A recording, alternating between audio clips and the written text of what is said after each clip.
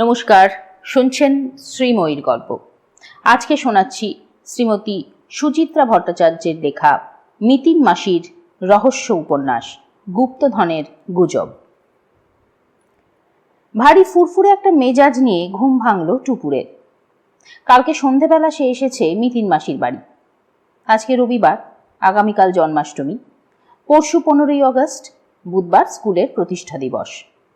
এখন কদিন ছুটি, আর এই রকম মিনি ভ্যাকেশনে মাসির বাড়ি ঘাঁটি ঘাড়ার মজাই আলাদা।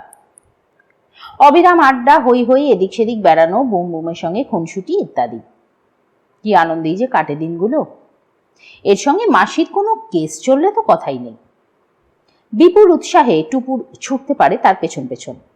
উত্তেজনার আগুন পোহানোর সঙ্গে সঙ্গে মস্তিষ্কে খানিক শান দিয়ে নেওয়াও যায়। বিছানা ছাড়ার আগে টুপুর ছোট্ট একটা আড়মোড়া ভাঙল। 7:30 বাজে। বুম বুম এখনো অকাতরে ঘুমোচ্ছে।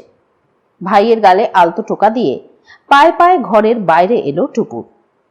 লিভিং রুমে উঁকি মারতেই পার্থমেশর প্রশ্নবাণ উড়ে এলো। আই মেয়ে, বৃত্তাসুরের আগের জন্মের নাম কি ছিল 4 অক্ষরের? টুপুর থতমত মুখে বলল, কে বৃত্তাসুর?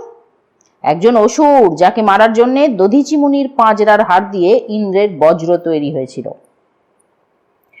ও হ্যাঁ, জানি তো। কি যেন চিত্রসেন? না, চিত্রকেতু। এবার চশমার একটা প্রতিশব্দ বল দেখি 3 অক্ষরে। টুপুর প্রমাদ গুনল। পার্থমেশ এখন শব্দ জব্দের নেশায় রয়েছে। প্রশ্নে প্রশ্নে টুপুরকে একেবারে পাগল করে দেবে। একটা হাই তুলে টুপুর বলল, জানি না। জেনে রাখ, উপাক্ষ। ও, কতবার বলেছি ভোরবেলা উঠে শব্দ ছক করবি, স্মৃতিশক্তি প্রখর হবে। আচ্ছা এবার বলতো, জটাসুরের ছেলে 4 অক্ষরের? ঘ্যাগাসুর? তোমার মাথা। অলম্বুস। আচ্ছা ঠিক আছে, এবার একটা সোজা জিজ্ঞেস করছি, আলতার প্রতিশব্দ কি 3 অক্ষরের? অলক্ত। জ দিয়ে। টুপুর মাথা চুল করল। পারবো না। যাবক। পার্থ দুদিকে মাথা নাড়ল। না, এই মাসির পো ধরে ধরে তোর ব্রেনে না পলি জমে যাচ্ছে। দাঁড়া, তোকে আরো সোজা একটা। পরবর্তী আক্রমণের অবশ্য সুযোগ পেল না পার্থ। টুপুরকে রক্ষা করতেই বুঝি বেজে উঠল ডোরবেল। দৌড়ে গিয়ে দরজা খুলল টুপুর। অমনি চমক। অনিশ্চয় মজুমদার, পরনে ট্র্যাকস্যুট, পায়ে স্নিকার, হাতে কায়দার ছড়ি। পার্থ প্রায় লাফিয়ে উঠল। হারে, স্বয়ং আইজি সাহেব যে! সকাল সকাল হঠাৎ গরিবের ডেরায়? এই ছুটির দিনের ব্রেকফাস্টটা এখানেই সারতে এলাম। তা আজ আপনাদের মেনু কি? ফুলকো লুচি আর সাদা আলুর চচ্চড়ি উইথ কাঁচা লঙ্কা। গ্র্যান্ড। স্নিকার খুলে অনিশ্চয় সোফায় বসলেন। এদিক ওদিক তাকিয়ে বললেন, তা গৃহকর্ত্রীকে দেখছি না কেন? তিনি কোথায়? শরীরচর্চা চলছে, ডাকবো? ডাকাডাকির প্রয়োজন হলো না। অনিশ্চয় মজুমদারের বজ্র কণ্ঠ শুনে মিতিন নিজেই বেরিয়ে এলো। আইজি সাহেবকে দেখলো ঝলক। দোপাট্টায় ঘাম মুছতে মুছতে বলল, আপনি কি আজকাল মর্নিং ওয়াকেও রিভলভার নিয়ে বেরোচ্ছেন? অনিশ্চয় তাড়াতাড়ি কোমরে হাত রাখলেন। এই কি কাণ্ড, বোঝা যাচ্ছে নাকি? মিতিন মুচকি হাসল। এটুকুও না নজরে পড়লে গোয়েন্দাগিরি তো ছেড়ে দিতে হয় দাদা। তা এত সতর্কতা কিসের জন্যে? কোনো গুড্ডা বদমাইশ প্রাণহানির হুমকি দিয়েছে নাকি? আরে ওদের আমি থোড়াই পরোয়া করি, তবে আজকাল উগ্রপন্থীদের যে আবার উৎপাত বেড়েছে, কাকে কখন টার্গেট করে তার ঠিক ঠিকানা কি? তা একদম খাঁটি কথা, সাবধানে থাকাই তো ভালো। পার্থ সায় দিল। এত রকমের অস্ত্র ওদের হাতে, বোমা, রিভলভার, অটোমেটিক রাইফেল, হাজার ধরনের বিস্ফোরক, এমনকি রকেট লঞ্চারও। টুপুর ফস করে বলে উঠল, কিন্তু ওরা এসব পাচ্ছে কোত্থেকে? দেশের মধ্যেই তৈরি হচ্ছে চোরাগোপ্তা, আর বাইরে থেকে তো আসছেই। তো যারা পাঠাচ্ছে তাদের ধরা যাচ্ছে না। চেষ্টার কি কসুর রাখছি রে ভাই, তবে বিদেশ থেকে অস্ত্র আমদানি ঠেকানো বড় মুশকিল কিনা, অন্তত আমাদের এই রাজ্যে। এত লম্বা বর্ডার, স্থলপথ, জলপথ, জঙ্গল, পাহাড়, কোন দিক দিয়ে যে কিভাবে এন্ট্রি নেয়। এই তো মাসখানেক আগে আমাদের গোয়েন্দা দপ্তরে খবর ছিল সুন্দরবন দিয়ে নাকি বেশ কিছু জিনিস ঢুকছে। তা সে এমন নদী নালার জায়গা কিছু ট্রেসই করা গেল না। ফোঁস করে একটা শ্বাস ফেললেন অনিশ্চয়। একটাই সান্ত্বনা, শুধু আমরাই যে এঁটে উঠতে পারছি না তা নয়, দিল্লি, মুম্বাই, বেঙ্গালুরু, হায়দ্রাবাদ সর্বত্রই একই হাল। গভীর সমস্যা। পার্থর বিজ্ঞ রায়। আর্মস আশা রুখতে না পারলে উগ্রপন্থী দমন খুবই কঠিন কাজ। কথার মাঝে রান্নাঘরে গিয়েছিল মিতিন। আরতিকে জলখাবারের নির্দেশ দিয়ে সোফায় এসে গুছিয়ে বসল। হাসি হাসি মুখে অনিশ্চয় মজুমদারকে বলল, আপনার আগমনের হেতুটা কিন্তু এখনো ভাঙেননি দাদা। আরে বারে, বললাম তো লুচি খেতে এসেছি। ওটা তো একটা মামুলি উপলক্ষ, আই ওয়াশ। আসল উদ্দেশ্যটা এবার শুনি। ওফ, আপনাকে নিয়ে না আর পারা যাবে না। অনিশ্চয় হো হো করে হাসলেন, পরক্ষণেই সামান্য গম্ভীর। হ্যাঁ, কারণ একটা আছে বটে, তবে সাংঘাতিক সিরিয়াস কিছু নয়। কি রকম? আচ্ছা, আপনার কি মনে আছে সপ্তাহ তিনেক আগে ডায়মন্ড হারবারের কাছে নূরপুরে একটা ইনসিডেন্ট ঘটেছিল? মিডিয়ায় বেশ শোরগোলও পড়েছিল ঘটনাটা নিয়ে। হ্যাঁ হ্যাঁ, কি একটা গুপ্তধন টুপ্তধন সংক্রান্ত ব্যাপার ছিল। একটা পুরনো বাড়িতে মাটি টাটি খুঁড়তে গিয়ে দুটো ছেলে ধরা পড়ে, আর তারপর থেকে বাড়িটায় রাশি রাশি লোক গিয়ে ভিড় করছিল।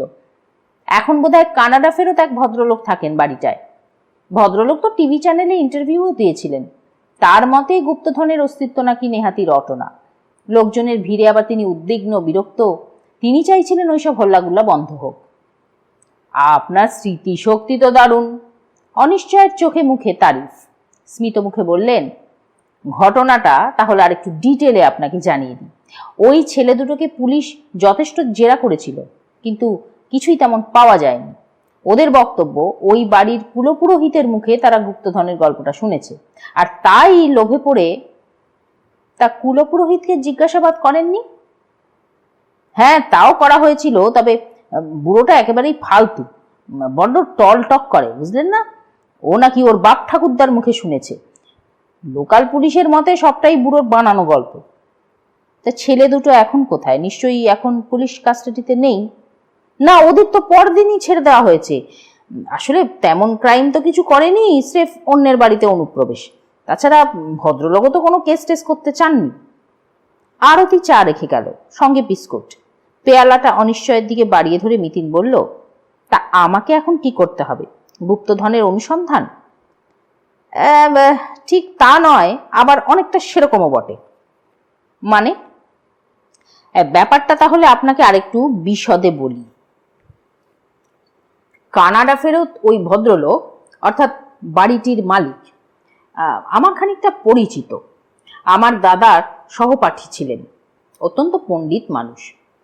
বিদেশে অধ্যাপনা করতেন, এখানে এসেও লেখাপড়া নিয়েই থাকেন। তা গত পরশু উনি হঠাৎ আমার কাছে হাজির, একান্তই ব্যক্তিগত কারণে। তার বক্তব্য, গুপ্তধন নিয়ে লোকজনের কৌতূহলটা কমে গিয়েছে বটে, তবে অন্য একটা অশান্তি আরম্ভ হয়েছে। প্রায় রাত্রিরেই নানা রকম ভৌতিক কাণ্ড কারখানা নাকি বাড়িতে চলছে। এই হঠাৎ হঠাৎ উদ্ভট আওয়াজ শোনা যাচ্ছে, যেমন একজোড়া সাহেব মেমের ঝগড়া, মেয়েলি গলার কান্না, কুকুরের ডাক। তার মানে বাড়িটায় ভূত আছে? পার্থর চোখ গোল গোল। আর ভদ্রলোক সেখানে একা একা বাস করছেন? না, মানে ভূত নিয়ে ভদ্রলোককে খুব একটা ভাবিত তো দেখালো না। ওর ধারণা ওসব ওর মনের ভুলও হতে পারে। উনি চিন্তিত সম্পূর্ণ অন্য একটা কারণে। কদিন আগে আবার উনি দুটো লোককে মাটি খুঁড়তে দেখেছেন মাঝরাত্রিরে। তা পাকড়াও করার চেষ্টাও করেছিলেন, কিন্তু তারা পালিয়ে যায়। এখন ভদ্রলোক ভাবতে শুরু করেছেন হয়তো কোনো গুপ্তধন থাকলেও থাকতে পারে। উনি তাই ব্যাপারটা প্রাইভেটলি ইনভেস্টিগেট করিয়ে দেখতে চান। বুঝলাম। মিতিন মাথা দোলালো। কেসটা তাই আপনি আমায় দিতে চাইছেন? তা ম্যাডাম, কাজের চাপ বেশি না থাকলে যান না। গুপ্তধন উদ্ধার করাটা তো আপনার ভালোই আসে। হয়তো কোনো চিরকুট টিরকুট পেয়ে গেলেন, কিংবা জটিল ধাঁধা, সেটাকে সমাধান করে। অনিশ্চয়ের মোটা গোঁফের ফাঁকে এক ফালি হাসি। ভদ্রলোকের ভালোই টাকা কড়ি আছে, বুঝলেন না? আপনার প্রাপ্তিযোগ মন্দ হবে না। তবে হ্যাঁ, ভদ্রলোক বিষয়টা নিয়ে পাবলিসিটি চাইছেন না একদম। পুলিশ কিংবা মিডিয়ার হাঙ্গামাও তার ঘোরতর অপছন্দ। অর্থাৎ যা করব একেবারে নিঃসারে, তাই তো? কারেক্ট। আর প্রয়োজনে আমি তো আছি। লুচি তরকারি এসে গেল। আহারে ভারী মনোযোগী হয়ে পড়লেন অনিশ্চয়। টোকা দিয়ে দিয়ে ফুটো করছেন ফুলকো লুচি। আলু পুড়ে সাপটে নিয়ে আস্ত লুচি সোজা চালান করে দিচ্ছেন মুখগহ্বরে। খান 15 লুচি উদরস্থ করে মহা তৃপ্তির একটা ঢেকুর তুললেন। থালা শেষ হতে না হতেই গরমাগরম কফি পৌঁছে গেল হাতে। বড়সড় কফি মগটায় চুমুক দিয়ে অনিশ্চয় ফের কথায় ফিরলেন। তা আপনি তাহলে ভদ্রলোককে কবে মিট করছেন ম্যাডাম? আজই যেতে পারি, দুপুরে বা বিকেলে। গুড, আমি তাহলে ভদ্রলোককে জানিয়ে দিচ্ছি। আপনিও ওর নাম আর মোবাইল নাম্বারটা নোট করে নিন। টুপুর অমনি ছুট্টে মিতিন মাসির মোবাইল ফোনটা নিয়ে এলো। ভদ্রলোকের পুরো নামটা শুনে তার চক্ষু চরক গাছ। মিনোধ্বজ মর্মরবক্ষ বাগচি। অস্ফুটে বলেই ফেলল, এরকম নাম আবার হয় নাকি? আরে ওদের পরিবারের সকলের নামই একটু অভিনব। এই মিনোধ্বজ মর্মরবক্ষর বাবার নাম ছিল কপিধ্বজ কপাটবক্ষ বাগচি, আর তার বাবা বজ্রধ্বজ বিরাট বক্ষ বাগচি, আর তার বাবা ছিল সিংহধ্বজ সমুদ্রবক্ষ বাগচি। ব্যাস ব্যাস দাদা, আর এগোবেন না। পার্থ দুহাত তুলে থামালো। এই রবিবারের সকালের পক্ষে ওই সিংহধ্বজ পর্যন্তই যথেষ্ট। খাওয়া দাওয়া সেরে বেরোতে বেরোতে দুপুর 2টো। কাজে কর্মে ঘোরাঘুরির জন্য সম্প্রতি একটা গাড়ি কিনে ফেলেছে মিতিন। লাল টুকটুকে 4 চাকাখানা সাধারণত নিজেই চালায়। আজ সারথীর আসনে পার্থ। সবে মাস দেড়েক হলো পার্থ ড্রাইভিং লাইসেন্স পেয়েছে। এখনো তার হাত তেমন সরগর নয়। আস্তে আস্তে চালাচ্ছে গাড়ি, অতি সাবধানে। ঠাকুরপুকুরের পর ডায়মন্ড হারবার রোড বেশ সরু। উল্টো দিক থেকে বাস লরি ধেয়ে আসে ক্রমাগত। সাইকেল, অটো, ভ্যান, রিক্সারও কমতি নেই। সব দিক সামলে সামলে রীতিমতন কসরত করে এগোতে হচ্ছে পার্থকে। সরিষা আমতলার মতন ঘিঞ্জি এলাকায় গাড়ির গতি তো প্রায় রুদ্ধ হওয়ার জোগাড়। ডায়মন্ড হারবারের খানিক আগে ডাইনে বাঁক নিয়ে টুপুররা যখন নূরপুর পৌঁছল, শেষ শ্রাবণের সূর্য অনেকটাই পশ্চিমে হেলে পড়েছে। জনপদটি নেহাতি ছোট, একেবারে গঙ্গার ধারে, সবুজ গাছগাছালিতে ছাওয়া। নদীর পাশ বরাবর উঁচু বাঁধের রাস্তা। একদিকটা চলে গিয়েছে লঞ্চ ঘাটায়, অন্যদিকে নদী আর বাঁধের মাঝখানে একের পর এক ইট ভাটা। গোটা তিনেক ইট ভাটা পেরোতেই চোখে পড়ল লোহার ফটক। থামের ফলকে এখনো অস্পষ্টভাবে টিকে আছে বাড়ির নাম, নিনহ। টুপুর ভুরু কুঁচকে বলল, ভারী অদ্ভুত নাম তো, নিনহ মানে কি? পার্থ পথশ্রমে বেজায় ক্লান্ত। তার সংক্ষিপ্ত চালক জীবনে এতখানি লম্বা পাড়ি এই প্রথম। নয় নয় করেও টানা 50 কিলোমিটার স্টিয়ারিংয়ে বসে প্রায় ধুঁকছে এখন। তার মধ্যেও ফুট কাটল। নিনহ মনে হয় ওই ধ্বজাদারীদের কারোর ডাক নাম। আগে না স্যার, ওটা একটা পর্তুগিজ শব্দ, মানে পাখির বাসা। মিতিন গাড়ি থেকে নামলো। গেটের ওপর চোখ চালিয়ে বলল, হর্নটা একটু বাজাও তো। আওয়াজ দিতেই কাজ হলো। প্রাচীন বাড়িখানা থেকে হন্তদন্ত পায়ে বেরিয়ে এলেন বিশাল আকায় এক ভদ্রলোক। 6 ফুটের ওপর লম্বা, চওড়া কাঁধ, টকটকে ফর্সা রং, মাথা জোড়া টাক, ফোলা ফোলা গাল, মুখে খোঁচা খোঁচা পাকা দাড়ি, চোখে হাই পাওয়ারের চশমা। দশাশই বপুটি মিনোধ্বজ মর্মরবক্ষ নামের সঙ্গে যেন খাপে খাপে মিলে যায়। মিতির নমস্কার জানিয়ে বলল, আমি প্রজ্ঞা পারমিতা মুখার্জি, অনিশ্চয় মজুমদার আমায় পাঠিয়েছেন। ধবধবে সাদা পাজামা পাঞ্জাবি পরা বছর 65 মিনোধ্বজ গেট খুলে দিলেন। হ্যাঁ হ্যাঁ, ভেলটু আমায় ফোন করেছিল, আসুন গাড়িটা ভেতরে এনে রাখুন। পার্থর আর গাড়ি নড়ানোর কোনো ইচ্ছে নেই। বেজার গলায় বলল, এখানেই থাক না। দেখুন ভরসা পাচ্ছি না ভাই, যা সব কাণ্ড কারখানা ঘটছে। অগত্যা গাড়ি অন্দরে এলো। টুপুর লক্ষ্য করল, পাঁচিল ঘেঁষে অ্যাসবেস্টেসের ছাউনির নিচে আর একখানা গাড়ি শোভা পাচ্ছে। বেশ বড় সড়ো, হাল ফ্যাশনের, যথেষ্ট দামি, সম্ভবত মিনোধ্বজের। নুড়ি বেছানো পথ ধরে হাঁটতে হাঁটতে মিনোধ্বজের বাড়িখানাও দেখছিল টুপুর। তাকিয়ে থাকার মতোই বাড়ি বটে। পাঁচিল ঘেরা বিঘে 5 জমির মধ্যিখানে খাঁটি বিদেশি স্থাপত্য। বয়স 150 বছর তো হবেই, তবে তেমন জরাজীর্ণ নয়। জমকালো চেহারার অনেকটাই এখনো অটুট। সবচেয়ে লক্ষণীয়, হঠাৎ দেখে একতলা মনে হলেও বাড়িটি আদতে দোতলা। সাদা পাথর বসানো প্রশস্ত বারান্দা থেকে মোটা মোটা দড়ির থাম উঠে গিয়েছে স্যান্ডকাস্টিং এর রেলিং দেওয়া ছাদ পর্যন্ত। ওই থামগুলোর আড়ালে দোতলা প্রায় ঢাকা পড়ে থাকে। বারান্দাটাও বেশ উঁচুতে, পাক্কা 10-10খানা সিঁড়ি পেরোতে হয়। বারান্দার ওপারে ঘর। কি লম্বা লম্বা দরজা জানলা বাবা! দরজা জানলার মাথায় রং বেরঙের শার্সিতে নকশা রীতিমতন নজর কাড়া। বারান্দাটকে টুকুর আরো বিমোহিত। কি প্রকাণ্ড হল ঘর রে বাবা! সিলিং একদম টঙে, ছাদের লেভেলে। হলের দুপাশ দিয়ে জবরদস্ত দুখানা কাঠের সিঁড়ি দোতলায় যাওয়ার জন্য। দোতলার চারিদিকে টানা বারান্দা, যেমন পুরনো দিনের হিন্দি ফিল্মে দেখা যায়। পলকের জন্য টুকুরের মনে হলো এমন ডাকসাইতে বাড়িতে গুপ্তধন থাকতেই পারে। সুসজ্জিত হলঘরে অজস্র অয়েল পেন্টিং, মাঝখানে পুরু কার্পেটের ওপর সোফা সেট। পুরনো হয়েছে সোফাগুলো, তবে ঘরের সঙ্গে মোটেই বেমানান নয়। শ্বেত পাথরের টেবিলও আছে এদিক ওদিকে, কারুকাজ করা ফুলদানি আর ছোটখাটো ভাস্কর্য দিয়ে সাজানো।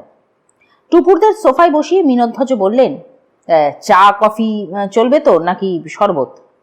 পার্থ বলল, আমি আগে এক গ্লাস জল খাবো। শশব্যস্ত পায়ে ভেতরে ছুটলেন মিনধ্বজ। ফিরলেন এক বছর 28-30-এর বিবাহিত মহিলাকে নিয়ে। তার হাতের ট্রেতে 3 গ্লাস জল। একাই সবকটা গ্লাস শেষ করে থামলো পার্থ। মহিলাকে কফি বানাতে বলে মিনধ্বজ এবার বসলেন সোফায়। সামান্য গলা নামিয়ে বললেন, আপনারা নিশ্চয়ই ভেলটুর মুখে সব শুনেছেন। মিতিন মাথা নাড়ল। হ্যাঁ, মোটামুটি, তবে ডিটেলটা তো আপনি বলবেন। কোত্থেকে যে শুরু করব? মিনধ্বজকে ঈষৎ উত্তেজিত দেখালো। সেই প্রথমবার ছেলে দুটোকে যখন ধরলাম। আহা, আপনি টেনশন করবেন না, আমি আস্তে আস্তে সবই জেনে নেব। মিতিন সোফায় হেলান দিল। আপনি কি এখন এ বাড়িতে একাই থাকেন? হ্যাঁ, একাই তো। মাঝে মাঝে অবশ্য সন্দীপনও রাতে থেকে যায়। তিনি কে? এ বাড়ির কেয়ারটেকার, ভেরি নাইস চ্যাপ। ও না থাকলে এ বাড়ি থোড়াই এমন বাসযোগ্য থাকতো। আমি পাকাপাকিভাবে দেশে ফিরছি জেনে গোটা বাড়িটাকে ও একেবারে টিপটপ করে রেখেছিল। আপনারই অ্যাপয়েন্ট করা লোক? না না, 3 পুরুষ ধরে ওরা এ বাড়ির দেখাশোনা করছে। এখন তো প্রায় ফ্যামিলি মেম্বারের মতোই হয়ে গিয়েছে। তা তিনি এখন কোথায় আছেন? বাড়িতে? না, ও তো দুপুরে নিজের বাড়িতে গেল, সন্ধেবেলা আবার আসবে বলেই পাঞ্জাবির পকেট থেকে মোবাইল ফোন বের করলেন মিনধ্বজ। মানে ডাকবো সন্দীপনকে, কথা বলবেন? থাক, তাড়া নেই। তা সন্দীপন বাবুর বাড়ি কোথায়? এই কাছেই, ডায়মন্ড হারবার রোডের মুখটায়। ফোন পেলেই মোটর বাইক নিয়ে চলে আসবে। তা উনি 24 ঘন্টা এখানে থাকেন না কেন? পার্থ ফস করে প্রশ্ন জুড়ল। আপনি বয়স্ক মানুষ, যে কোনো সময় আপনার তাকে তো প্রয়োজন হতে পারে। না, এতে না ওর কোনো দোষ নেই। প্রথম কথা, আমি নিজেকে এজেড ভাবি না। I am only 66, absolutely fit and strong. আর সেকেন্ডলি, আমার একটা বাজে অভ্যেস আছে, বুঝলেন না? মানে দীর্ঘদিন বিদেশবাসের কুফল আর কি। বাড়িতে সারাক্ষণ পরিবারের বাইরের কেউ ঘাড়ে নিঃশ্বাস ফেলবে, এ আমার ঠিক পছন্দ নয়। মিনধ্বজ আলতো হাসলেন। সন্দীপন তো আগে এখানেই থাকতো, আমি ওকে বাড়ি পাঠিয়ে দিয়েছি। এখন তার কাজ রোজ একবার করে দর্শন দেওয়া, আর আমি হাঁক মারলেই তুরন্ত হাজির হওয়া। চটপট আসতে যেতে যাতে অসুবিধা না হয়, সেই জন্য মোটর বাইক কিনে দিয়েছি ছেলেটাকে। ভালোই করেছেন। মিথিন গলা ঝাড়ল। আপনার কাজের মেয়েটিও নিশ্চয়ই রাতে এখানে থাকে না? কোনো প্রশ্নই নেই। করুণা রান্নাবান্না সেরে সন্ধে নাগাদ চলে যায়। তারপর থেকে সারাক্ষণ আপনি একা? হ্যাঁ, যদি না কোনোদিন সন্দীপনকে আটকে রাখি। আপনি আটকান কেন? আরে, আমি কি একেবারেই অসামাজিক মানুষ নাকি? মিনধ্বজ হো হো করে হেসে উঠলেন। একার দিনও কি মানুষের সঙ্গ ভালো লাগতে নেই? মিতিনও হেসে ফেলল। আবার কি একটা প্রশ্ন করতে যাচ্ছিল, করুণাকে দেখে থেমে গেল। কফি আনলো করুণা, সঙ্গে 3টে প্লেটে অমলেট, চানাচুর আর সন্দেশ। খাদ্যবস্তু দেখেই পার্থর চোখ চকচক। টুপুরেরও অল্প অল্প খিদে পাচ্ছিল। যা খারাপ রাস্তা দিয়ে এসেছে, ঝাঁকুনিতেই দুপুরের ভাত কখন হজম হয়ে গেছে। মেশোর দেখা দেখি হাতে প্লেট তুলে নিল, অমলেট কাটলো চামচে। মিনোধ্বজের হাতেও কফি মগ, মিতিনও চুমুক দিচ্ছে উষ্ণ পানীয়তে। করুণা দৃষ্টির আড়াল হতে মিতিন থমকে যাওয়া প্রশ্নটায় ফিরল। আচ্ছা মিস্টার বাগচি, প্রথম দিন ঠিক কোন সময় দুটো ছেলে মাটি খোঁড়াখুঁড়ি করতে গিয়ে ধরা পড়ে? রাত্রিরেই, অ্যারাউন্ড 11টা। সেই রাত্রে কি সন্দীপনবাবু এখানে ছিলেন? হ্যাঁ ছিল বলেই তো সেবার ছেলে দুটোকে ধরা গেল। রাতে খাওয়া দাওয়া সেরে আমি দোতলায় নিজের কাজকর্ম নিয়ে বসেছিলাম। একটা জটিল সমীকরণ কিছুতেই মিলছিল না। ফ্রেশ এয়ার নিতে ছাদে গেলাম। পায়চারি করতে করতে হঠাৎ চোখে পড়ল আমাদের ব্যাক ইয়ার্ডটায় কারা যেন। সঙ্গে সঙ্গে একতলায় নেমে সন্দীপনকে ডাকলাম। তা উনি তখন কি করছিলেন? টিভি দেখছিল নিজের ঘরে, ওর জন্য অ্যালট করা ঘরে বসে। তা আমার মুখে শুনে ও চেঁচামেচি করতে বারণ করলো। তারপর দুজনে পা টিপে টিপে ব্যাকইয়ার্ডে গিয়ে ছেলে দুটো এতটাই ঘাবড়ে গিয়েছিল যে পালানোর চেষ্টা পর্যন্ত করতে পারেনি।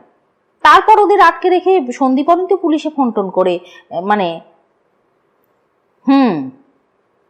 মিতিন কফিতে শেষ চুমুক দিয়ে বলল, আর লাস্ট যেদিন মাটি খুঁড়তে দেখলেন সেদিন সন্দীপবাবু কি?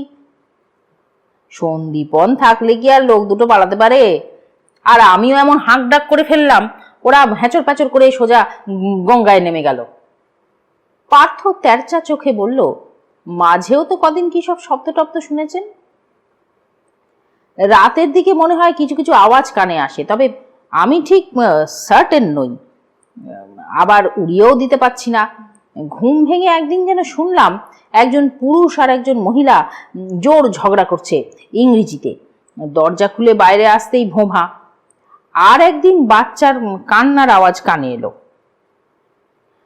চুপচাপ শুয়ে থাকতে থাকতে সুরটা একসময় থেমেও গেল। পরে চিন্তা করে দেখলাম ওটা বোধহয় বিড়াল টিড়ালের ঝগড়া। গত সপ্তাহে একদিন অবশ্য খুবই ধূপধাপ হচ্ছিল। ঘর থেকে বেরোনোর পরও বেশ খানিকক্ষণ শব্দটা শুনেছি। কোন দিক থেকে আসে আওয়াজগুলো? বাড়ির ভেতর থেকেই, যদিও আমি একতলা দোতলায় হন্যে হয়ে খুঁজেও কোনো সোর্স পাইনি। এক হতে পারে গঙ্গার ধারে বাড়ি, হয়তো রাত্রিরে উল্টো পাল্টা হাওয়া জানলা টানলার ফাঁক দিয়ে ঢুকে এখানে ওখানে ধাক্কা খায় আর কিছু আবল তাবল শব্দ তৈরি করে। কাঠের বাড়িতে তো এরকম হয়ই, আমি বিদেশে দেখেছি। তাহলে আপনি এত আপসেট হচ্ছেন কেন? কারণ আমার একটা আনক্যানি ফিলিং হচ্ছে। কেন যেন মনে হচ্ছে কোথাও একটা গড়বড় আছে। একদিন কোথাও কিচ্ছু ছিল না, হঠাৎ আমি আসার পরেই কোত্থেকে এক গুপ্তধনের গুজব ভেসে উঠল। পাবলিকলি ব্যাপারটা নিয়ে প্রতিবাদ জানানোর পরও রিউমারটা থামলো না। তারপরেও লোক আসছে, আর এটাই আমার না খুব ফিশি লাগছে। মিতিন একটুক্ষণ স্থির চোখে মিনোধ্বজকে দেখে নিয়ে বলল, অর্থাৎ আপনিও এখন গুপ্তধনের রটনাটা বিশ্বাস করতে শুরু করেছেন? ঠিক তাও নয়, এখনো অবিশ্বাসই করছি, কিন্তু মিনোধ্বজের কপালে মোটা ভাঁজ। বোধহয় আপনাকে ঠিক বোঝাতে পারছি না। ইভেন্টগুলোকে যদি কার্যকারণের তত্ত্ব দিয়ে ব্যাখ্যা করা যেত। মিতিন নড়ে বসল। তা ঠিক কোন রহস্যটার আপনি সমাধান চান? গুপ্তধন আদৌ আছে কিনা যাচাই করতে হবে, নাকি গুপ্তধন খুঁজে বের করতে হবে, নাকি আবার ভৌতিক শব্দগুলোর উৎস জানা গেলেই আপনি সন্তুষ্ট? ধরুন তিনটেই। মিনোধ্বজকে অস্থির দেখালো। জোরে জোরে মাথা নাড়ছেন। জানেন তো, যত ভাবছি ততই কেমন পাগল পাগল লাগছে। ব্যাপারটা স্পষ্ট না হলে আমার মানসিক অশান্তিটা কিছুতেই যাবে না। এর একটা বিহিতের জন্যে আমি যে কোনো অঙ্কের টাকা খরচ করতে রাজি আছি। দেখুন, টাকা জিনিসটা আমার কাছে খুবই মূল্যবান মিস্টার বাগচি, তবে একটা জটিল রহস্যভেদ করার আনন্দ তার চেয়েও দামি। মিতিনের ঠোঁটে চিলতে হাসি। আর এই রহস্যটা আমার মোটেই খুব একটা সরল মনে হচ্ছে না। তাহলে কেসটা নিচ্ছেন? অবশ্যই, আমি আজ থেকেই কাজে নামতে চাই, এক্ষুনি। মিতিন সোজা হলো।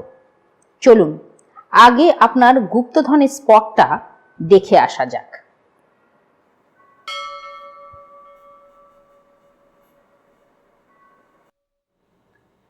বাড়ির পেছন ভাগে চওড়া বারান্দা, সামনের মতোই।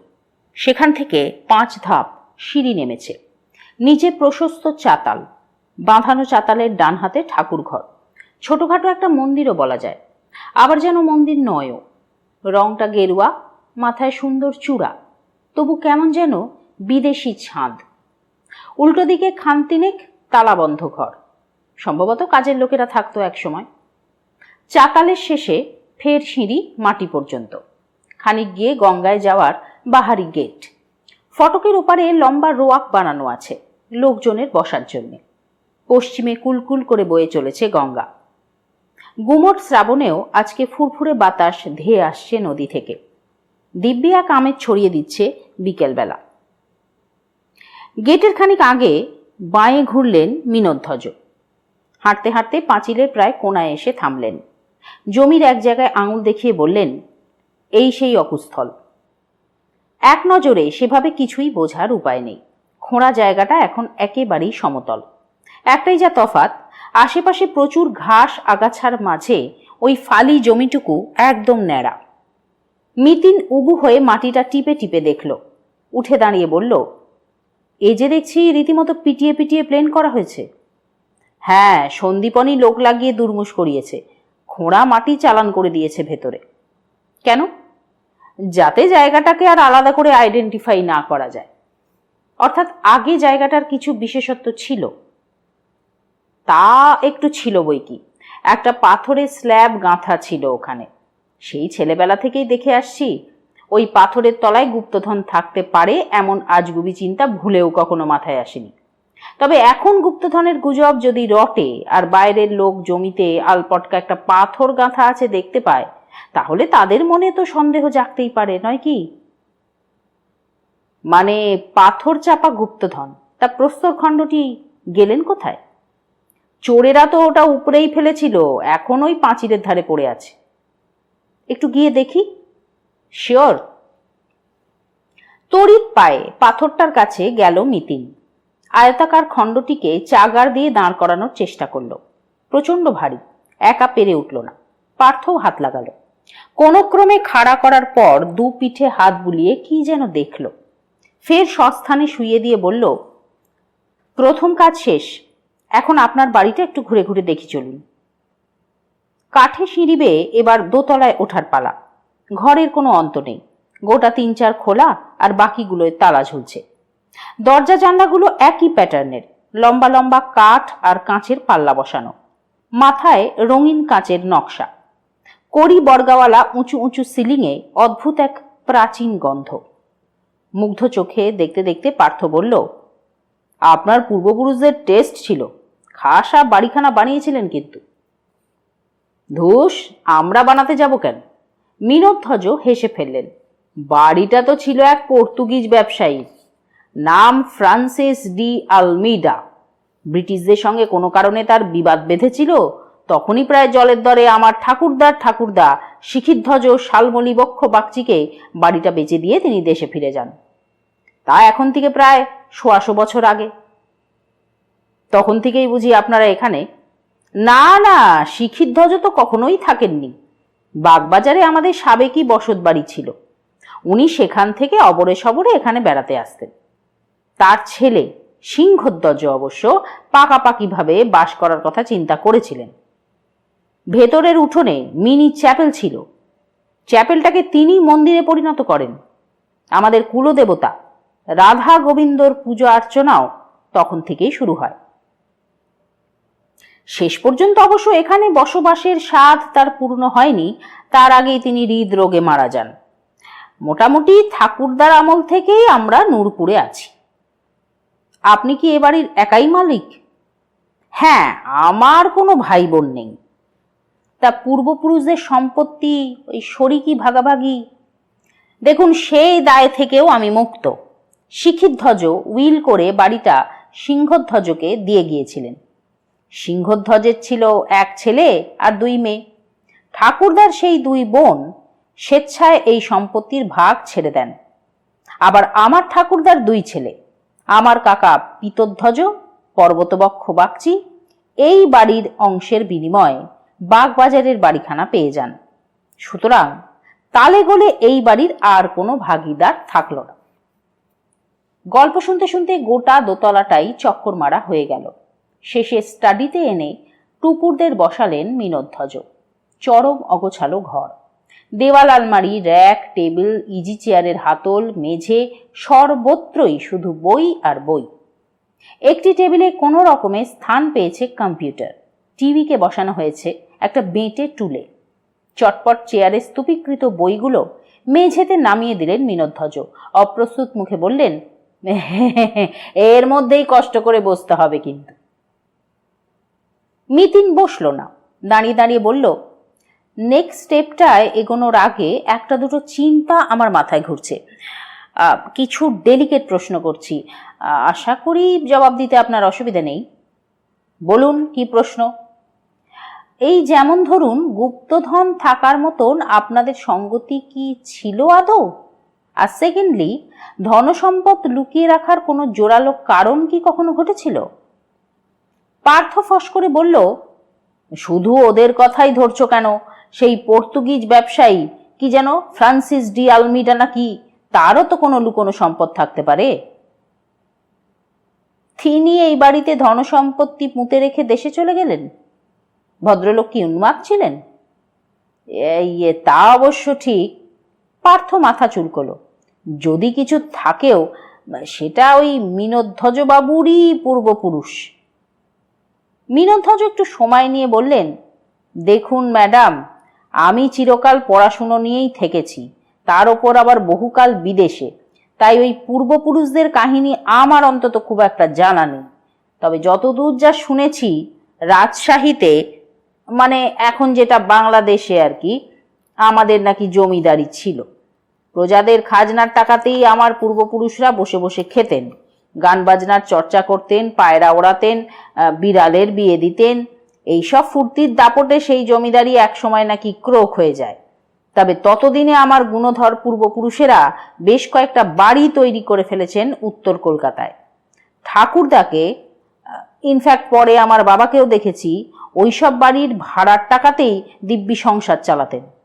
অভাব অনটন হয়নি, বলতে পারলেন সচ্ছলই ছিলাম। তবে সাংঘাতিক রেইস অবস্থা যাকে বলে, সেটা আর আমাদের ছিল না। এমনকি আমাকে বিদেশে পাঠানোর জন্যে আমার মাকে গয়না পর্যন্ত বিক্রি করতে হয়েছিল। তা এমন একটা পরিবারে গুপ্তধন থাকার সম্ভাবনা কতটা, সেটা আপনিই বিচার করুন। তবে হ্যাঁ, শিখিধ্বজের সময়ে তো যথেষ্ট রমরমা ছিল। তিনি যদি এখানে কিছু ওই পুঁতে টুতে রেখে থাকেন। তা কি করে সম্ভব? তিনি তো এখানে থাকতেনই না। ফাঁকা বাড়িতে কি আর? হ্যাঁ, সেটাও একটা ভাবার বিষয় বটে। মিনোধ্বজ চুপ করে গেলেন। পার্থ আর রাগ কাটছে না। মিতিনও কি যেন ভাবছে। খানিক পরে মিতিন বলল, আচ্ছা, এবার দুটো একটা ব্যক্তিগত প্রশ্ন, কেমন? আপনি তো দীর্ঘকাল বিদেশে ছিলেন। হ্যাঁ, প্রায় 40 বছর। আগাগোড়াই কানাডায়? না, প্রথম বছর 10 বস্টন, বাকি সময়টা ওই দেশে। টরেন্টোর কাছে ওয়াটারলু বলে একটা ছোট শহর আছে, ওখানেই ইউনিভার্সিটিতে অঙ্ক পড়াতাম, পিওর ম্যাথামেটিক্স। তা হঠাৎ চলে এলেন কেন? আমার স্ত্রী বছর 8 আগে ক্যান্সারে মারা গিয়েছেন। তিনি ছিলেন আমেরিকান।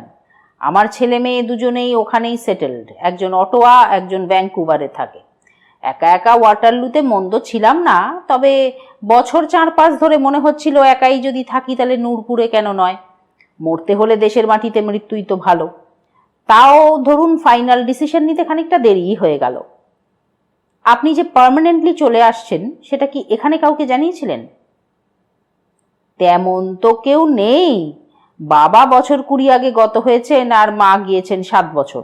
তবে সন্দীপনকে ইন্টিমেট করেছিলাম আসার মাস 6 আগে। সন্দীপন বাবু কতদিন এ বাড়ির দেখাশোনা করছেন? বছর 3।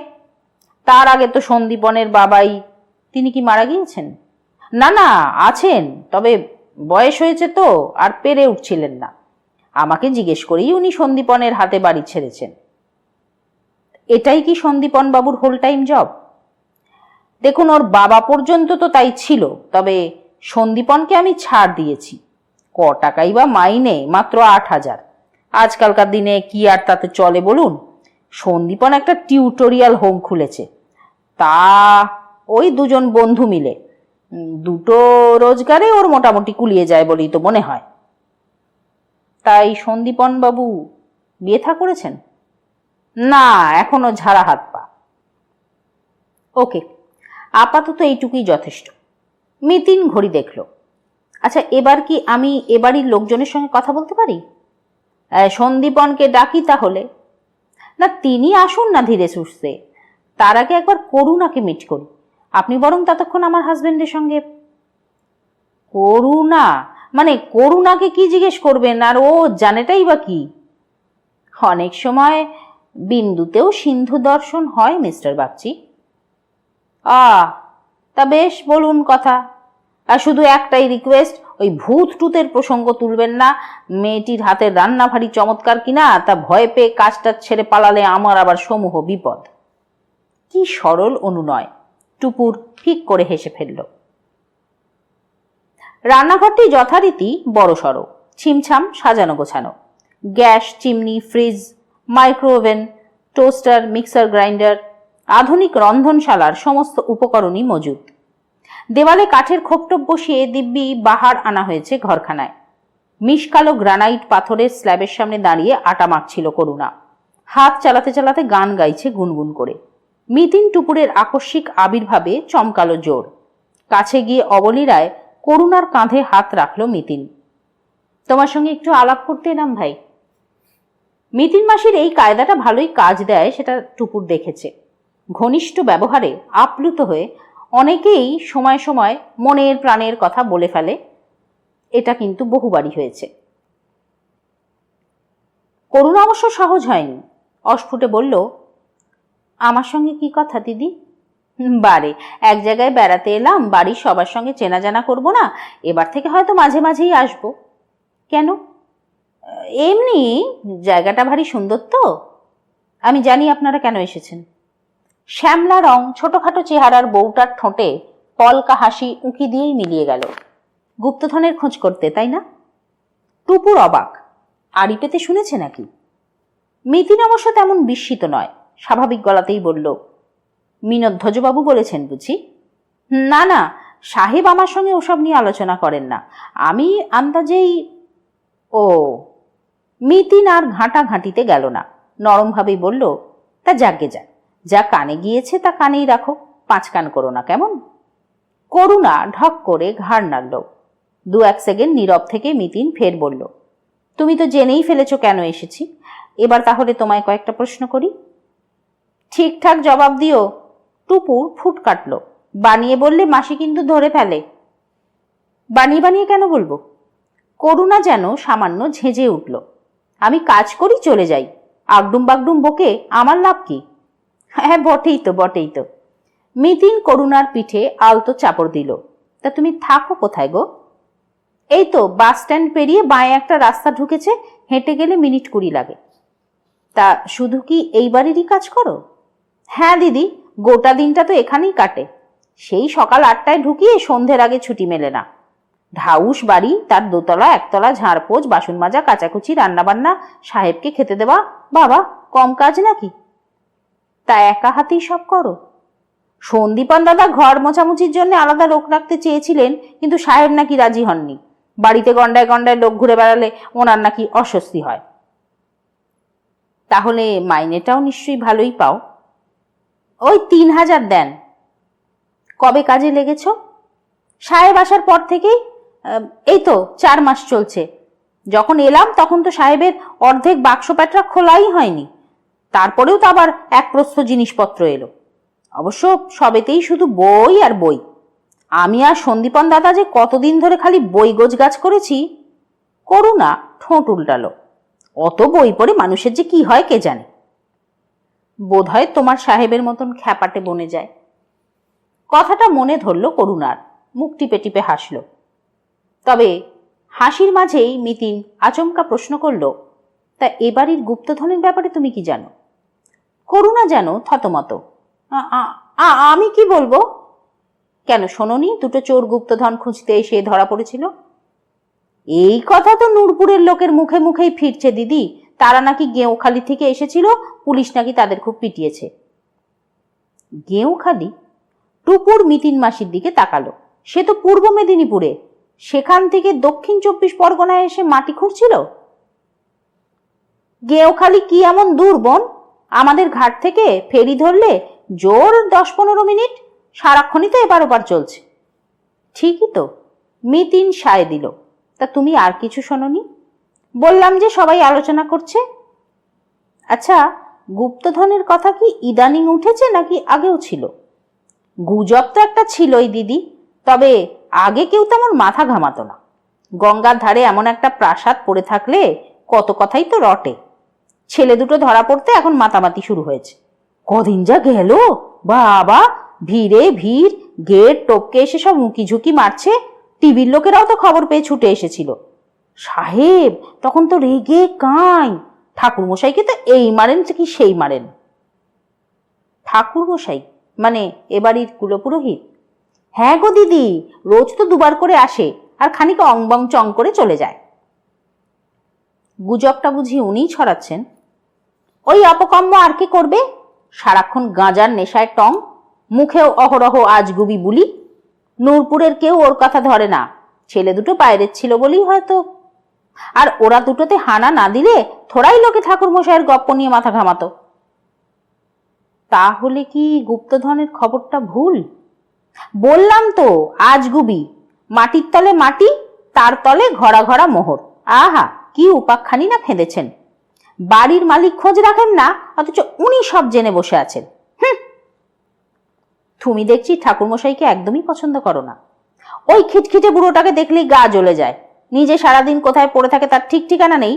আমি ঠাকুর দালানে পা রাখলেই চোটপাট। এঁটো কাপড়ে উঠবি না, চৌকাট মারাবি না, আমাকে ছুবি না। বুঝলাম, উনি তোমাকে খুবই হেনস্থা করেন। মিতিন ঠোঁট টিপল। আচ্ছা করুণা, তুমি সন্দীপন বাবু আর ঠাকুরমশাই ছাড়া আর কার কার যাতায়াত আছে বাড়িতে? হ্যাঁ, তেমন তো কাউকে দেখি না। কম্পিউটারের একটা লোক আসে মাঝে মধ্যে, ওপরে সাহেবের ঘরে বসে কি সব খুটুর খাটুর করে। আর মাসে একবার দুবার মুনিশ লাগিয়ে সন্দীপন দাদা বাইরের ঝোপঝাপটা সাফা করান। এছাড়া গ্যাস কিংবা ইলেকট্রিকের লোকটোক, এই তো ব্যাস। এ বাড়িতে কোনো দারোয়ানও তো দেখলাম না। শুনেছি সন্দীপন দাদারাই এ বাড়িতে থাকতেন, এখন তো আর। তা তোমার সাহেব কি সারাক্ষণ বাড়িতেই বন্ধ থাকেন, বেরোন টেরোন না? খুব কম, সপ্তাহে হয়তো 1-8 দিন, নিজেই গাড়ি চালিয়ে। তবে সকাল দুপুর যখনই যান সন্ধ্যের মধ্যে ফিরবেনই। লেখাপড়া ছেড়ে নড়তেই যেন আলিস্যি ওনার। শুধু পড়তে পড়তে হাঁপ ধরলে ছাদে খানিকটা হাঁটেন, নয়তো গঙ্গার ধারে গিয়ে বসে থাকেন একা একা। বাহ, অনেক গল্প করা গেল। মিতিনের মুখ খুশি খুশি। এবার তোমার বিষয়ে কিছু শুনি। বাড়িতে কে কে আছেন? শাশুড়ি, বর, মেয়ে আর ছোট ননদ। মেয়ের এই 7 পুড়ে 8 চলছে, স্কুলে পড়ে। ননদের অবশ্য অঘ্রাণে বিয়ে। তা কি করেন তোমার বর? আগে তো ভ্যান রিক্সা চালাতো, মালিকের সঙ্গে ঝামেলা হয়েছিল, বসিয়ে দিয়েছে। ইদানিং তেমন আর কিছু করে না। সন্দীপন দাদা বলেছেন ব্যাংক লোনে রিক্সা কিনিয়ে দেবেন, সেই আশাতেই দিন গুনছি। তা তোমাদের সন্দীপন দাদা তো খুব ভালো লোক দেখছি। সে আর বলতে, আমাকে তো কথা দিয়েছেন ননদের বিয়ের খরচাও তিনি জোগাড় করে দেবেন। দয়ার প্রাণ না হলে আজকাল কি এমনটা কেউ করে দিদি? বলে একটু থামলো করুণা, চোখ পিটপিট করে মিতিনকে দেখল, গলা নামিয়ে বলল, আমি একটা কথা জিজ্ঞেস করবো দিদি? কি কথা? এই যে এত প্রশ্ন করছেন, আপনি কি মেয়ে পুলিশ? কাছাকাছি, মেয়ে গোয়েন্দা। করুণা কি বুঝলো কে জানে, একটুক্ষণ চুপ করে থেকে বলল, দেখুন গুপ্তধন আছে কিনা তো জানি না, আমার বর বলে বড় বাড়ির ব্যাপার, মণিমাণিক্য কোথাও থাকতেও পারে, কিন্তু দিদি সেটা উদ্ধার কি আর সোজা কথা? মেয়েরা কি আর এসব কাজ পারে? এই, তুমি আমার মাসিকে কি ভাবছো বলো তো? টুপুর আর মুখ বুজে থাকতে পারল না, চোখ ঘুরিয়ে বলল, মাসির এলেম সম্পর্কে তোমার ধারণা আছে? কত খুনে ডাকাত বদমাস ধরেছে জানো? এই তো কিছুদিন আগেই। কেউ তার গুণপনার ব্যাখ্যান শুরু করলে চটপট তাকে থামিয়ে দেয় মিতিন। কিন্তু কি আশ্চর্য, এখন চুপচাপ শুনে যাচ্ছে, নাকি শুনতেই পাচ্ছে না। হঠাৎই করুণা টুপুরকে হতবাক করে তীর বেগে দরজায় ছুটে গেল এবং সঙ্গে সঙ্গে কাকে যেন কড়া ধমক দিল, আপনার এই অভ্যেসটাও আছে তাহলে? বাইরেটা এসে টুপুর হাড় দিক দিকে বেঁটে খাটো চেহারার এক বৃদ্ধ কাঁচুমাচু মুখে দাঁড়িয়ে। ধবধবে সাদা চুল, কপালে রক্ততিলক, ডেবা ডেবা দুটো চোখ করমচার মতো লাল, খেটো ধুতির প্রান্তখানা খালি গায়ে চাদরের মতো জড়ানো, হলদেটে পইতে থেকে এক থোকা চাবি ঝুলছে। ইনি তবে এ বাড়ির ঠাকুরমশাই? মিতিন দাবড়ে উঠল। আড়াল থেকে কি শুনছিলেন? হ্যাঁ? এ কিছু না তো। ঠাকুরমশাই ঢোক গিললেন। করুণার কাছে একটু জল চাইতে এসেছিলাম, তা কথা চলছে বলে ভেতরে ঢুকিনি। মিথ্যে বলবেন না। চলুন চলুন আমার সঙ্গে। কোথায়? আপনারই জায়গায়, ঠাকুর দালানে। এমন কর্তৃত্বের সুরে হুকুম ছুঁড়ল মিতিন। সুরসুর করে হাঁটা শুরু করলেন বৃদ্ধ। করুণার ভারী আহ্লাদ হলো, হাসল মুখে আঁচল চেপে। পেছনে চাতালে এসে মিতিন থামল। বেজার মুখে বৃদ্ধও থামলেন। তীক্ষ্ণ চোখে তাকে নিরীক্ষণ করে মিতিন বলল, নেশা করে আছেন মনে হচ্ছে। ঠাকুরমশাইয়ের গোমরা জবাব, বাবার প্রসাদকে নেশা বলে না। শিব ঠাকুরের ভক্ত হয়ে এখানে রাধা গোবিন্দ সেবা করেন? এটা আমাদের বংশের পেশা।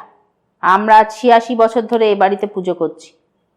ও, আপনারাও তাহলে 3 পুরুষ, সন্দীপন বাবুদের মতো? না, আমরা 4।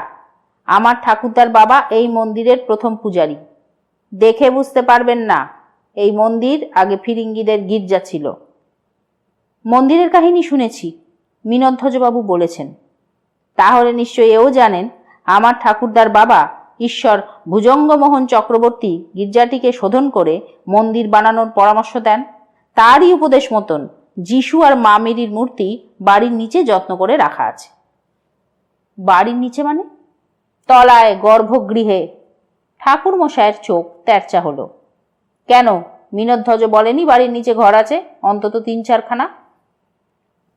টুকুর আর মিতিন চোখ চাবাচাবি করল। অমনি তাল বুঝে বৃদ্ধ তরতরিয়ে মন্দিরের সিঁড়ি ধরছিলেন। মিতিন হাহা করে উঠল। আরে আরে, চললেন কোথায়? কথা তো শেষ হয়নি। কিন্তু আমার যে আরতির সময় হয়ে গিয়েছে। আহা, একদিন 2-5 মিনিট দেরি হলে রাধা গোবিন্দ কিছু মনে করবেন না, কিছু ক্ষতিও হবে না। ঠাকুর মশাই ঘুরে দাঁড়ালেন। বেশ, বলুন কি জিজ্ঞাস্য? মিতিন কেজো গলায় বলল, আমার পরিচয় তো আপনি জেনেই ফেলেছেন, নিশ্চয়ই আগমনের কারণটাও আন্দাজ করতে পারছেন। পারছি। আপনি তো এ বাড়ির সঙ্গে বহুকাল ধরে যুক্ত, হঠাৎ এখন গুপ্তধনের গল্পটা বলতে শুরু করলেন কেন বলুন তো? অনঙ্গমোহন চক্রবর্তী এমনি এমনি কিছু বলে না। শ্লেষা জড়ানো প্রবীণ স্বর ঘর ঘর করে বেজে উঠল। সে যা শোনে তাই 5 জনকে শোনায়। কি শুনেছেন আপনি? আমার বাপ ঠাকুরদা যা বলতেন, মাটির তলে মাটি, তার তলে ঘরা ঘরা মোহর। অর্থাৎ আপনি বলতে চান গুপ্তধন সত্যি আছে? অত শত জানি না, যা শুনেছি তাই বলছি। তা হঠাৎ মিনধ্বজবাবু ফেরার পরেই কথাটা চাউর করা শুরু করলেন কেন? ওটা বাজে অভিযোগ। মোহরের গল্প আমি চিরকালই বলছি। আগে কেউ পাত্তা দিত না, এখন লোকে বিশ্বাস করছে। এতে আমার অপরাধ কি? আমি কি কখনো গুপ্তধন হাতানোর চেষ্টা করেছি? অপরাধী অপরাধী ভাবটা মুছে ফেলে বেশ তেজের সঙ্গে কথা বলছেন অনঙ্গমোহন। খয়াটে শরীরটা টান টান করে বললেন, শুনুন ভাই, পুজো আর্চা করে খাই বটে, আমরা কিন্তু খুব ফেলনা পরিবার নই। আমাদের একটা বংশ মর্যাদা আছে। 250 বছর ধরে নূরপুরে আমাদের বাস। এখানেই আমাদের আদি বাড়ি। এককালে আমাদের বিশাল রমরমা ছিল। আমরা পূর্বপুরুষেরা হাতি ছাড়া কোথাও নড়তাম না। একবার মন্বন্তরের সময় 10-10 খানা গ্রামকে আমরা একাই। বুঝেছি। আপনারাও কি উচ্চ ঘর? 2 হাত তুলে মিতিন থামালো অনঙ্গমোহনকে। ঈষৎ ব্যঙ্গের সুরে বলল, কাজের কথায় আসুন তো। ছেলে দুটোকে আপনি গুপ্তধনের গল্প কবে শুনিয়েছিলেন? কোন ছেলে? ওই যারা মাটি খুঁড়তে গিয়ে ধরা পড়ে। তাদেরকে তো আমি চিনিই না। ফেরিঘাটের চা দোকানে গিয়ে অনেক সময় গল্প গাছা করি, তখন ওরা হয়তো কোথাও শুনে থাকতে পারে। আর একটা প্রশ্নের উত্তর দিন তো। আপনি গুপ্তধনের খবর জানেন, অথচ মিনধ্বজবাবুর এ সম্পর্কে কোনো আইডিয়াই নেই। এটা কি করে সম্ভব? দেখুন, এ বাড়ির মেঝেতে কান পাতলে মোহরের ঝনঝন শোনা যায়। আমার ঠাকুরদা বলতেন, সঙ্গে অনেক দীর্ঘশ্বাসের শব্দও নাকি কানে আসে। শুধু মোহর নয়, বাড়ির নিচে নাকি মানুষের পাপও জমে আছে। মিনধ্বজ যদি কিছুই না শুনতে পায়, সেটা তার দুর্ভাগ্য, তাই নয় কি? আপনি নিজে কখনো শুনেছেন? অনঙ্গমোহন জবাব দিলেন না। ঢুলু ঢুলু চোখে মিটিমিটি হাসলেন। হাসিটাকে একটুও পড়তে পারল না টুপুর।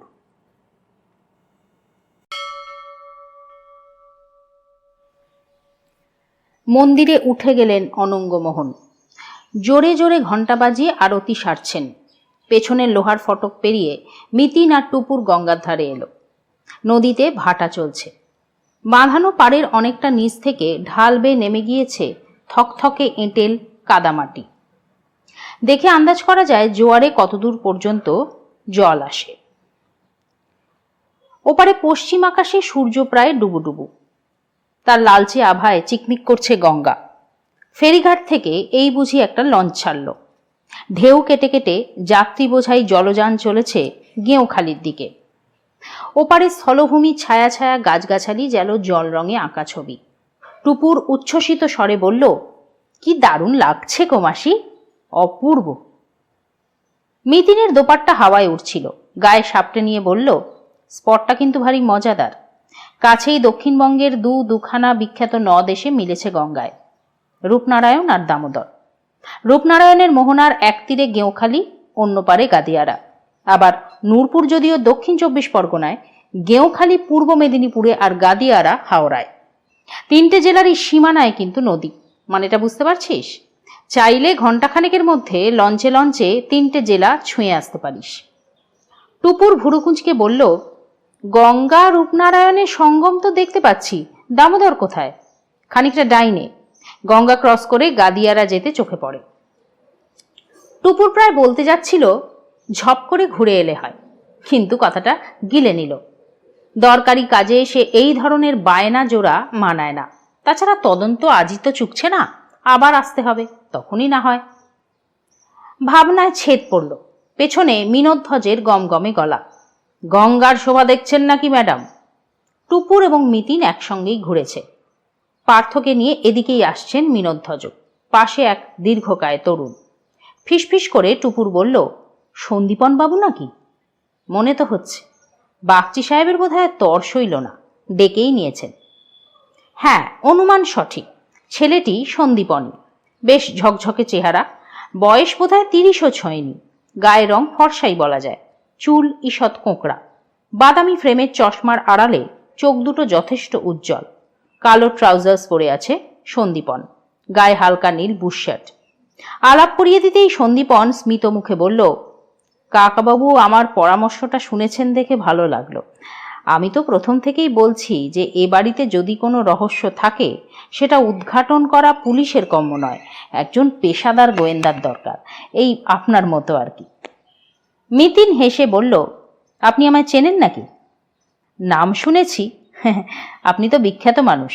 ইলিয়ট রোডের সেই ভুতুরে বাড়ির কাণ্ড কারখানা আপনি যেভাবে সলভ করেছিলেন, খবরের কাগজে তো নিউজটা ফলাও করে বেরিয়েছিল। কপাল দেখুন, আবার সেই ভূতের বাড়ির সমস্যাই এসেছে। এই বাড়ির কথা বলছেন? অবশ্যই। মিস্টার বাগচি প্রায় রাতেই তো ভৌতিক শব্দ শুনছেন। হ্যাঁ, কাকাবাবু বলছেন বটে। সন্দীপন অল্প হাসল। মজার ব্যাপার কি জানেন তো, আমি রাতে থাকলে কোনো আওয়াজই কিন্তু হয় না। শুধু তাই নয়, আমি তো অন্তত 3.25 বছর এই বাড়িতে একা একা থেকেছি, কোনোদিনই কিন্তু ওইসব বিদঘুটে সাউন্ড কিছু কানে আসেনি।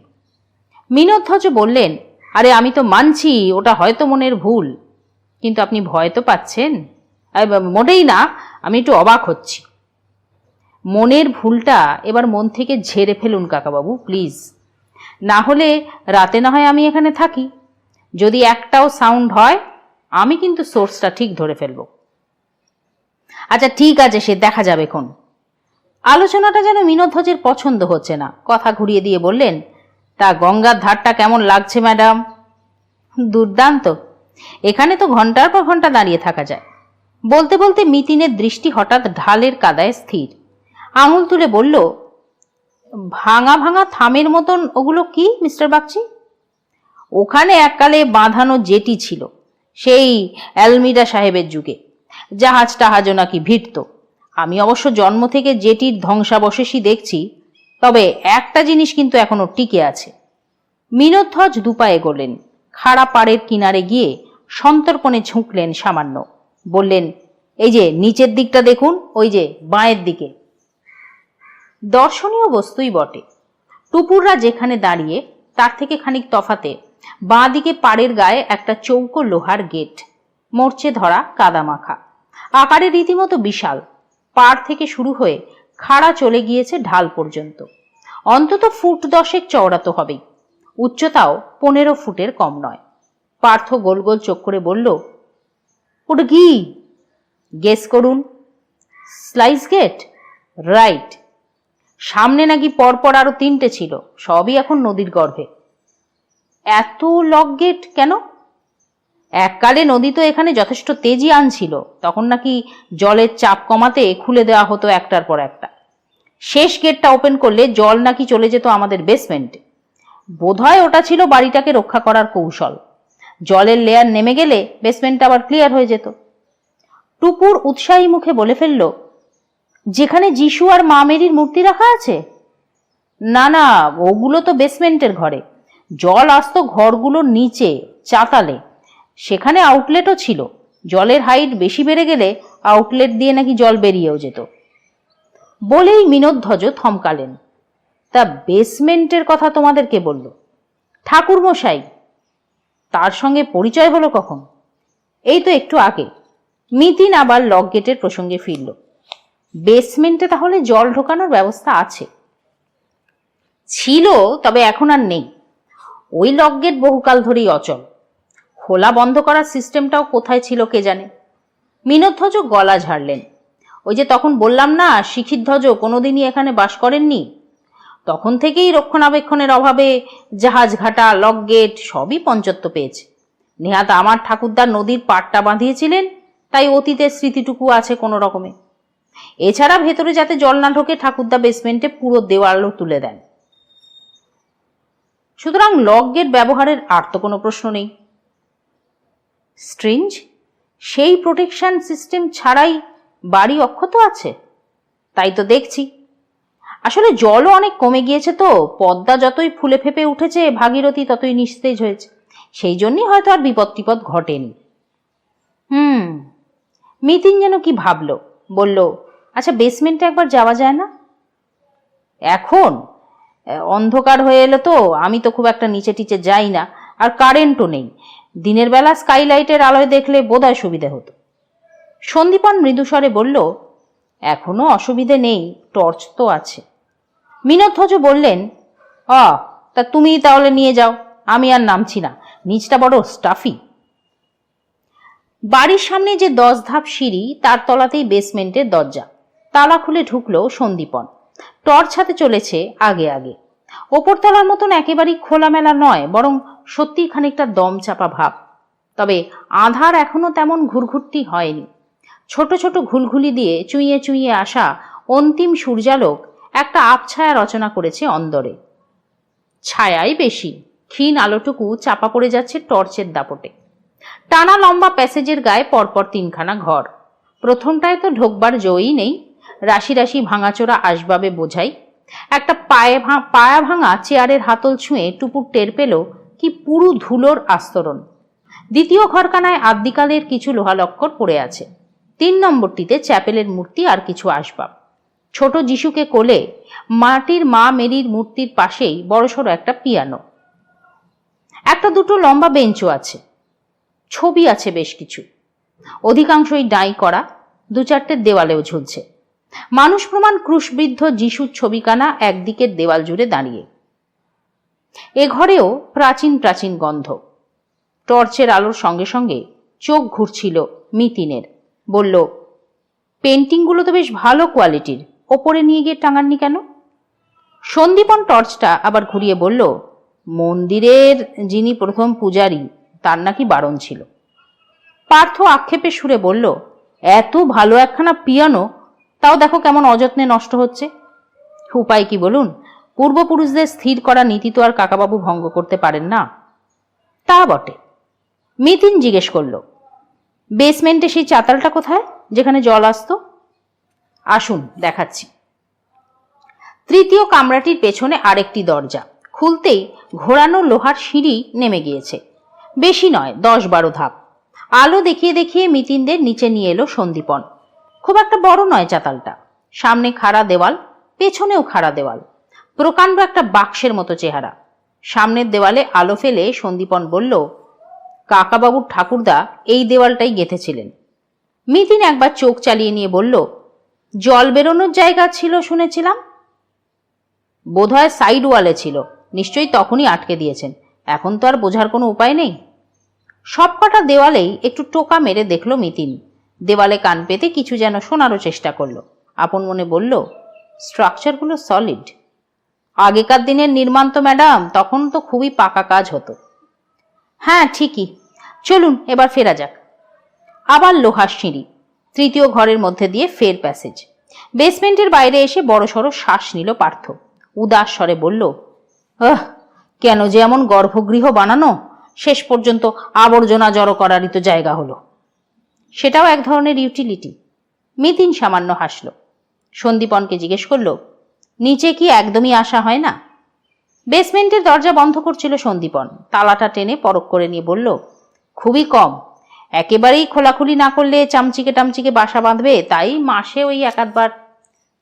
চাবি কি আপনার জিম্মাতেই থাকে? কাকাবাবু আসার আগে তো কাছেই রাখতাম, এখন ওপরেই থাকে, আমি দরকার মতো নিয়ে খুলি। আপনারা তো আগে এ বাড়িতেই বাস করতেন? হ্যাঁ, আগে তো সবাই ছিলাম। বছর 20 আগে বাবা ডায়মন্ড হারবার রোডে নিজস্ব বাড়ি বানালেন। তখনই আমি, মা আর দিদি সেখানে চলে যাই। বাবা ওখানেও থাকতেন, আবার এখানেও থাকতেন। আমি অবশ্য এ বাড়ির দায়িত্ব নেওয়ার পর টানা এখানেই থেকেছি। শুনলাম আপনার একটা টিউটোরিয়াল আছে, তা কি পড়ান? কমার্স। এম.কম পাশ করেও খুব একটা চাকরি বাকরি তো কিছু জুটলো না। 3 বন্ধু মিলে তাই কোচিং ক্লাসটা খুলেছি, এই বাড়ির কাছেই, 3খানা ঘর ভাড়া নিয়ে। কতদিন? বছর 2। কখন চলে কোচিং? এই দুপুর থেকে সন্ধে 8টা। আপনার যে ওই 2 বন্ধু, সেও কি নূরপুরে? একজন আমতলার আর অন্যজন থাকে ডায়মন্ড হারবারে। কলেজে আমরা একসঙ্গে পড়তাম। চাকরি না পেয়ে আমাদের এমন জেদ চেপে গেল। যাকে কাজের কাজই করেছেন। আচ্ছা সন্দীপন বাবু, অনঙ্গমোহন চক্রবর্তী মানুষটি কেমন? একটু সময় নিয়ে সন্দীপন বলল, তা ভালোই তো। দোষের মধ্যে দোষ, একটু বানিয়ে বানিয়ে গল্প করতে ভালোবাসেন, আর একটু ওই নেশা টেশা করেন। তবে লোক খারাপ তেমনটা বলা যাবে না। কিন্তু উনিই তো অশান্তির মূলে। গুপ্তধনের গুজবটা তো উনিই ছড়িয়েছেন। ওটা আসলে পাকে চক্রে ঘটে গিয়েছে। ঠাকুরমশাইয়ের মুখে গুপ্তধনের গল্প তো আমরা ছোটবেলা থেকেই শুনছি, হাসাহাসি করতাম সকলেই। হ্যাঁ, কিন্তু এরকম রটিয়ে উনি কি সুখ পান? কি জানি, আসলে একজন বিফল মানুষ তো, জীবনে কিছুই করে উঠতে পারেননি। পুরুতগিরি করে কপায়সাই বা আসে। একটা চাকরি জোগাড় করেছিলেন কোনো রকমে, পিওনের। কারোর কাছ থেকেই তেমন শ্রদ্ধা সম্মান তো কখনো পাননি। 3 ছেলের একটাও মানুষ হয়নি, তারা সব এখন উঞ্চবৃত্তি করে বেড়ায়। বড়টা তো চিটিংবাজির কেসে একবার হাজতবাসও করে এসেছে। বেচারা ঠাকুর মশাইকে রিটায়ারমেন্টের পরেও সংসার প্রতিপালনের জন্য এখন জমি বাড়ির দালালি করতে হয়। তাই হয়তো দুর্ভাগা লোকটা নিজেকে একটু ওজনদার প্রতিপন্ন করতে ওই সব গল্প টল্প এখনো চালিয়ে যান। কিন্তু তা বলে গুপ্তধনের খোঁজে কেউ যে আবার সত্যি সত্যি শাবল গাঁইতি নিয়ে হাজির হবে, এতটা বোধহয় উনিও ভাবেননি। ঠাকুরমশাই কিন্তু আমাদের আর একটা কথাও বলেছেন আজকে। কি কথা? এ বাড়ির নিচে শুধু গুপ্তধন নয়, অনেক পাপও নাকি জমে আছে। পাপ? সন্দীপন ক্ষণিক নিশ্চুপ, তারপর বিড়বিড় করে বলল, এটা তো নতুন শুনছি। এ বাড়িতে পাপ জমা হবে কোত্থেকে? আমি যতটুকু জানি কাকাবাবুর পূর্বপুরুষরা কেউই তো তেমন খারাপ লোক ছিলেন না। হয়তো সেভাবে কেউ রোজগারপাতি করেননি, বংশের পয়সায় বসে বসে খেয়েছেন। উত্তর কলকাতায় তো অনেক বাড়ি ছিল, একে একে প্রায় সবই গিয়েছে। সেও তো ধরুন ওই আলস্যের কারণেই। কিন্তু কারোর উপর ওনারা অত্যাচার করেছেন কিংবা কাউকে ঠকিয়ে সম্পত্তি গ্রাস করেছেন, এমন অভিযোগ তো কোশমিন কালেও শুনিনি। তা ঠাকুরমশাইকে জিজ্ঞেস করলেন না কেন, কি পাপ কে করেছে? প্রশ্নটা করা হয়নি। আচ্ছা, অনঙ্গবাবুরা কি এ বাড়িতে থাকতেন কখনো? ভুজঙ্গমোহন নাকি অল্প কিছুদিন ছিলেন, তারপর কাকাবাবুর ঠাকুরদার বাবা তাকে খানিকটা জমি কিনে দেন, সেখানেই বাড়িঘর বানিয়ে। টুপুর বলল, সে কি, ঠাকুরমশাই যে বললেন এখানে 250 বছর ধরে আছেন, ওদের নাকি বিশাল অবস্থা ছিল। তুমি বুঝি সেটা বিশ্বাস করেছো? সন্দীপন হেসে ফেলল। ওটা নিয়েও তো ঠাকুরমশাইয়ের গল্প আছে। গঙ্গা নাকি ওদের প্রাসাদের মতন অট্টালিকাটিকে গ্রাস করে নিয়েছে। রং চড়ানোটা বোধহয় ওর নেশা। মিতিন না হেসেই বলল, আর একটা কথাও আমার খুব জানতে ইচ্ছে করছে সন্দীপন বাবু। গুপ্তধনের গল্প তো আপনার শৈশব থেকেই শোনা, তারপর বেশ কিছুদিন এ বাড়িতে একাই ছিলেন। তখনই কি কোনো রটনা সত্যি কিনা এটা যাচাই করার কৌতূহল আপনার জাগেনি? ওই ঘুরে টুরে দেখার কথা বলছেন? সন্দীপন এবার বেশ শব্দ করেই হেসে উঠল। পরক্ষণেই মুখখানা গম্ভীর করে বলল, দেখুন ম্যাডাম, আমার বাবা একটা কথা প্রায়ই বলেন, আমরা নাকি গুপ্তধনের চেয়েও অনেক বেশি কিছু পেয়ে গিয়েছে। কাকাবাবুর বাবা প্রায় রাস্তা থেকে তুলে এনে আমার ঠাকুরদাকে এ বাড়িতে ঠাঁই দেন। তারপর আর কোনোদিনও আমাদের অন্নবস্ত্রের চিন্তা করতে হয়নি। দিদির বিয়ে, আমার পড়াশুনো, এমনকি বাবা যে বাড়িটা বানিয়েছেন তার পেছনেও কি কাকাবাবুদের অর্থ সাহায্য কম ছিল? এ বাড়িতে মাটির ওপরেই যখন এত পেয়ে গিয়েছি, মাটির তলায় আর কেন ঘরা ঘরা মোহর খুঁজতে যাব বলুন তো? প্রশ্ন উত্তরের মাঝেই মিনধ্বজ বেরিয়ে এলেন বারান্দায়। উদ্গ্রীব মুখে জিজ্ঞেস করলেন, কি ম্যাডাম, পরিদর্শন কমপ্লিট? মিতিন হাসল, হ্যাঁ, ওই হলো এক রাউন্ড। তা কিছু হদিশ পেলেন? এত তাড়াতাড়ি? মিতিনের হাসি চওড়া হলো, আমি কি ম্যাজিক জানি নাকি?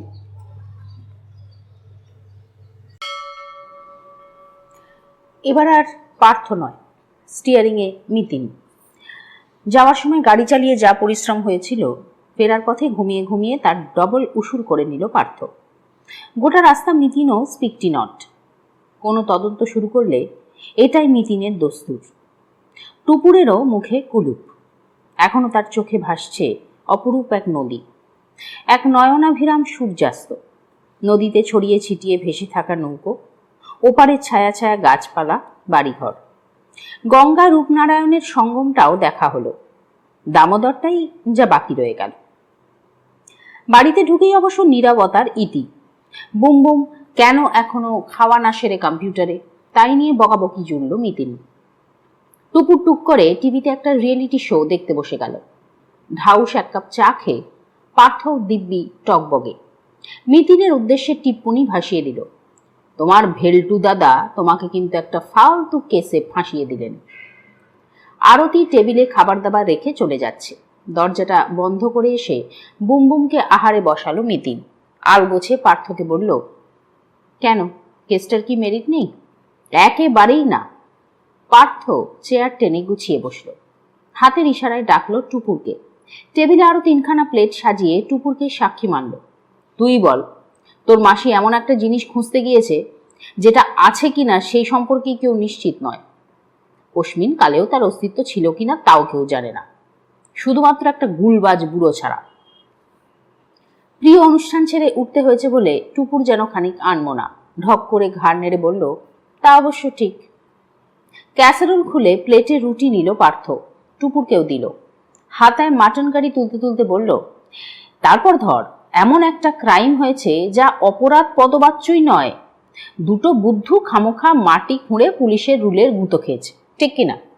টুপুর স্যালাড টানল। সেই রকমই দাঁড়াচ্ছে বটে। বেজায় উৎসাহ পেল পার্থ। মুখে আরো বিজ্ঞ ভাব ফুটিয়ে বলল, তারপরে দেখ, বাড়িতে এমনই ভৌতিক ঘটনা ঘটছে যাতে কেউই তেমন ভীত নয়। টুপুর রুটি ছিনল। মিনধ্বজ বাবুকে তো মোটেই আতঙ্কিত দেখালো না। ওই ওই ওই ওই মিনধ্বজ মড় মড় বাক্ষী, বাক্ষী না তো বক্ষ। হ্যাঁ, মিনধ্বজ মড় মড় বক্ষ বাগচি। হ্যাঁ, একটি ট্যাবলেট, বুঝলি? যখনই দেখেছি গেটে দারোয়ান নেই তখনই বুঝেছি ইনি একটি হারকেপ। আরে এত দূরে গেলাম, অতক্ষণ রইলাম, স্টমাকে কি জুটলো বলতো? নামটা মিনধ্বজ, অথচ কটা ফিশ ফ্রাইও খাওয়াতে পারলেন না। টুপুর হেসে বলল, বুঝেছি তুমি খুব ক্ষুধার্ত, তাড়াতাড়ি হাত চালাও। না না না, খিদেটা বড় কথা নয়, এটা একটা আত্মমর্যাদার প্রশ্ন। অমন লম্বা চওড়া একটা নাম বয়ে বেড়াচ্ছেন, থাকেন অমন একটা পেল্লাই প্রাসাদে, শোনালেন তিনি রাজশাহীর জমিদার ছিলেন, অথচ বুকের খাঁচাটা এইটুকু। আঙুলের মুদ্রায় মিনধ্বজের হৃদয়ের মাপখানা দেখালো পার্থ। রুটির টুকরো ঝোলে ডুবিয়ে বলল, খুব তো তোর মাসিকে বারফারটাই দেখালেন, এনি অ্যামাউন্ট নাকি উনি দিতে পারেন, কিন্তু একটা পয়সাও তো অ্যাডভান্স ঠেকালেন না। বারে মাসিও তো বললো আজকে কিছু লাগবে না। আরে তা অমনি উনি হাত পা গুটিয়ে নেবেন? এটা কি ধরনের ভদ্রতা? পার্থ আবার মিতিনকে খোঁচালো। আর তোর মাসিটাও হয়েছে সেরকম, যা আসছে ঝটাকসে ব্যাগে পুরে ফেলো তা নয়, উনি আবার ভবিষ্যতের আশায় তাকিয়ে আছেন। আরে বাবা, পরে তো লবডঙ্কা জুটবে। কেন? কারণ কেসটাই কিচ্ছু নেই, নো রহস্য, নো ক্রাইম, আর নো কোনো অলৌকিক কাণ্ড কারখানা। সারমর্ম বুঝে গেলে মিনোধ্বজ মর্মরবক্ষ তোর মাসিকে টা টা করে দেবে এবং তোর মাসির ভেলটুদা আড়ালে তখন খ্যাক খ্যাক করে হাসবে। পর্বতাকৃতি অনিশ্চয় মজুমদারের ভেলটু নামটা শুনলেই টুকুরের পেট গুলিয়ে হাসি আসছে। এখনো কোনো ক্রমে হাসিটা চেপে জুলজুল চোখে মিতিন মাসিকে দেখল টুকুর। আশ্চর্য, কোনো প্রতিক্রিয়াই নেই এত শ্লেষ বিদ্রুপের পরেও। এক মনে রুটি মাংস খাচ্ছে আর মাঝে মাঝে বাঁ হাতের চাপড়ে তাড়া লাগাচ্ছে বুমবুমকে। অগত্যা টুকুরকেই হাল ধরতে হয়। ভুরুতে একটা ভাঁজ এনে টুকুর বলল, আমার কিন্তু ব্যাপারটা একদমই সিধে সাদা লাগছে না মেশো, কেমন যেন একটা আষ্টে গন্ধ পাচ্ছি। ওটা তোর ঘ্রাণ শক্তির দোষ, মাসির সঙ্গে থেকে থেকে হয়েছে। না, ঠাকুর মশাই মানুষটি ধরো 50 বছর ধরেই একই গল্প করছেন, কিন্তু মিনোধ্বজ বাবু পাকাপাকি ভাবে ফিরে আসার পরই গুপ্তধনের সন্ধানে কেউ হানা দিল। এটা কি খুব স্বাভাবিক? ও স্রেফ কাকতালীয়। আর অনঙ্গমোহন বাবুর আড়ি পাতাটা, ওটা অনেকের নেচারে থাকে, কেউ কথা বললে আড়ালে লুকিয়ে শোনার।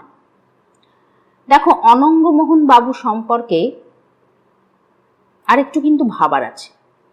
করুণা একদমই অনঙ্গমোহনকে পছন্দ করেন, আর মিনোধ্বজ বাবু বাড়ির ঠাকুরমশাইটির ওপর প্রীত নন। লক্ষ্য করেছিলে মাসি যেই অনঙ্গমোহন বাবুর কথা তুলল, অমনি মিনোধ্বজ বাবুর চোয়ালটা পলকের জন্য হলো কেমন কঠিন হয়ে গেল।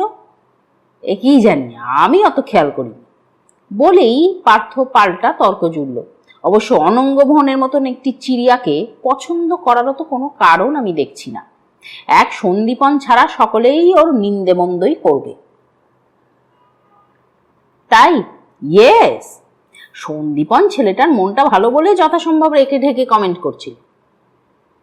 আমি শুধু অনঙ্গমোহন বাবুর কথাই বলছি না, টুকুর তাড়াতাড়ি বলল। করুণাই বা জানলো কি করে যে মাসি ডিটেকটিভ? সেও নিশ্চয়ই আড়ি পাতে। তারপর আমরা যেটা প্রায় ধরছি না, দ্বিতীয় আরেকদিনও কিন্তু চোর এসেছিল। কি উদ্দেশ্যে? সেম ধান্দা, কাল্পনিক গুপ্তধন। হ্যাঁ, কিন্তু তারা তো জায়গাটা খোঁড়াখুঁড়ি করেনি। জায়গাটা তো প্রথম ঘটনার পরেই মাটি ফেলে দুর্মুষ করে দেওয়া হয়েছে এবং এখনো ইনট্যাক্টই আছে জায়গাটা। হ্যাঁ, দ্বিতীয়বার গাঁইতি মারার সুযোগই হয়তো পাইনি। মিনোধ্বজবাবু এমন হল্লা জুড়েছিলেন। আচ্ছা, এমন কি হতে পারে না যে গুপ্তধনের জন্য প্রথমবার খোঁড়াখুঁড়ির পর করুণা তো স্পটটা জেনেই গেল, তারপর হয়তো সেকেন্ড টাইম ও কাউকে পাঠিয়েছিল, হয়তো ওর বর, সঙ্গে আর কেউ, পাছে তার ওই ষড়যন্ত্র মিতিন মাসি ধরে ফেলে কথা বলার সময়, তাই জন্য অত আড়ষ্ট ছিল। ওটা অবশ্য তুই জানিস, করুণাকে জেরা করার সময় আমি তো ছিলাম না। তবে করুণার বর যদি খুঁড়তে এসেও থাকে, তাহলেও কি আর গুপ্তধন আছে প্রমাণ হয়? যাই বলো মেশো, মিনোধ্বজ বাবুর কিন্তু জায়গাটা খুঁড়ে দেখা উচিত এখন। তা উচিত তো বটেই, আমি হলে তো ডিটেকটিভ ফিটেকটিভ না দেখে নিজেই আগে দেখতাম। সন্দীপনই বা দেখলো না কেন? এটাই তো প্রমাণ করে গুপ্তধনের ব্যাপারটাই হলো ফক্কিকারি। নইলে সন্দীপন যতই ডায়ালগ ঝাড়ুক, ট্রাই একটা নিতই। মিনোধ্বজ বাবুরা উপকার করেছেন বলে কি সন্দীপনের লোভ লালসা সব উবে গেছে নাকি? মুখে বললেই মানতে হবে? মিনোধ্বজ বাবুরই তো গুপ্তধন থাকতে পারে এই আশায় বেশ একটা চোখটা চকচক করছিল। আমার আরেকটা কথাও কিন্তু মনে হচ্ছে, বুঝলে মেশো, গুপ্তধনের গুজবটা সূত্র ধরে একটা হাঙ্গামা হুজ্জুত বাঁধিয়ে এবং তার সঙ্গে ভৌতিক ব্যাপার ট্যাপার জড়িয়ে কেউ হয়তো মিনোধ্বজ বাবুর ওপর চাপ সৃষ্টি করতে চাইছে। কেন? মিনোধ্বজ বাবুকে উৎখাত করার জন্যে। বুমবুমের খাওয়া শেষ, চেয়ার থেকে লাফিয়ে নেমেও দাঁড়িয়ে পড়ল, ঘুরে বলল, উৎখাত মানে কি? উৎখাত হলো গিয়ে, পার্থ নাক মুচকে বলল, ইচ্ছের বিরুদ্ধে কাউকে স্থানান্তরিকরণ। বুমবুম চোখ পিটপিট করল, বাংলায় বলো না। উফ বাবা, আচ্ছা বেশ সরলভাবে বোঝাচ্ছি।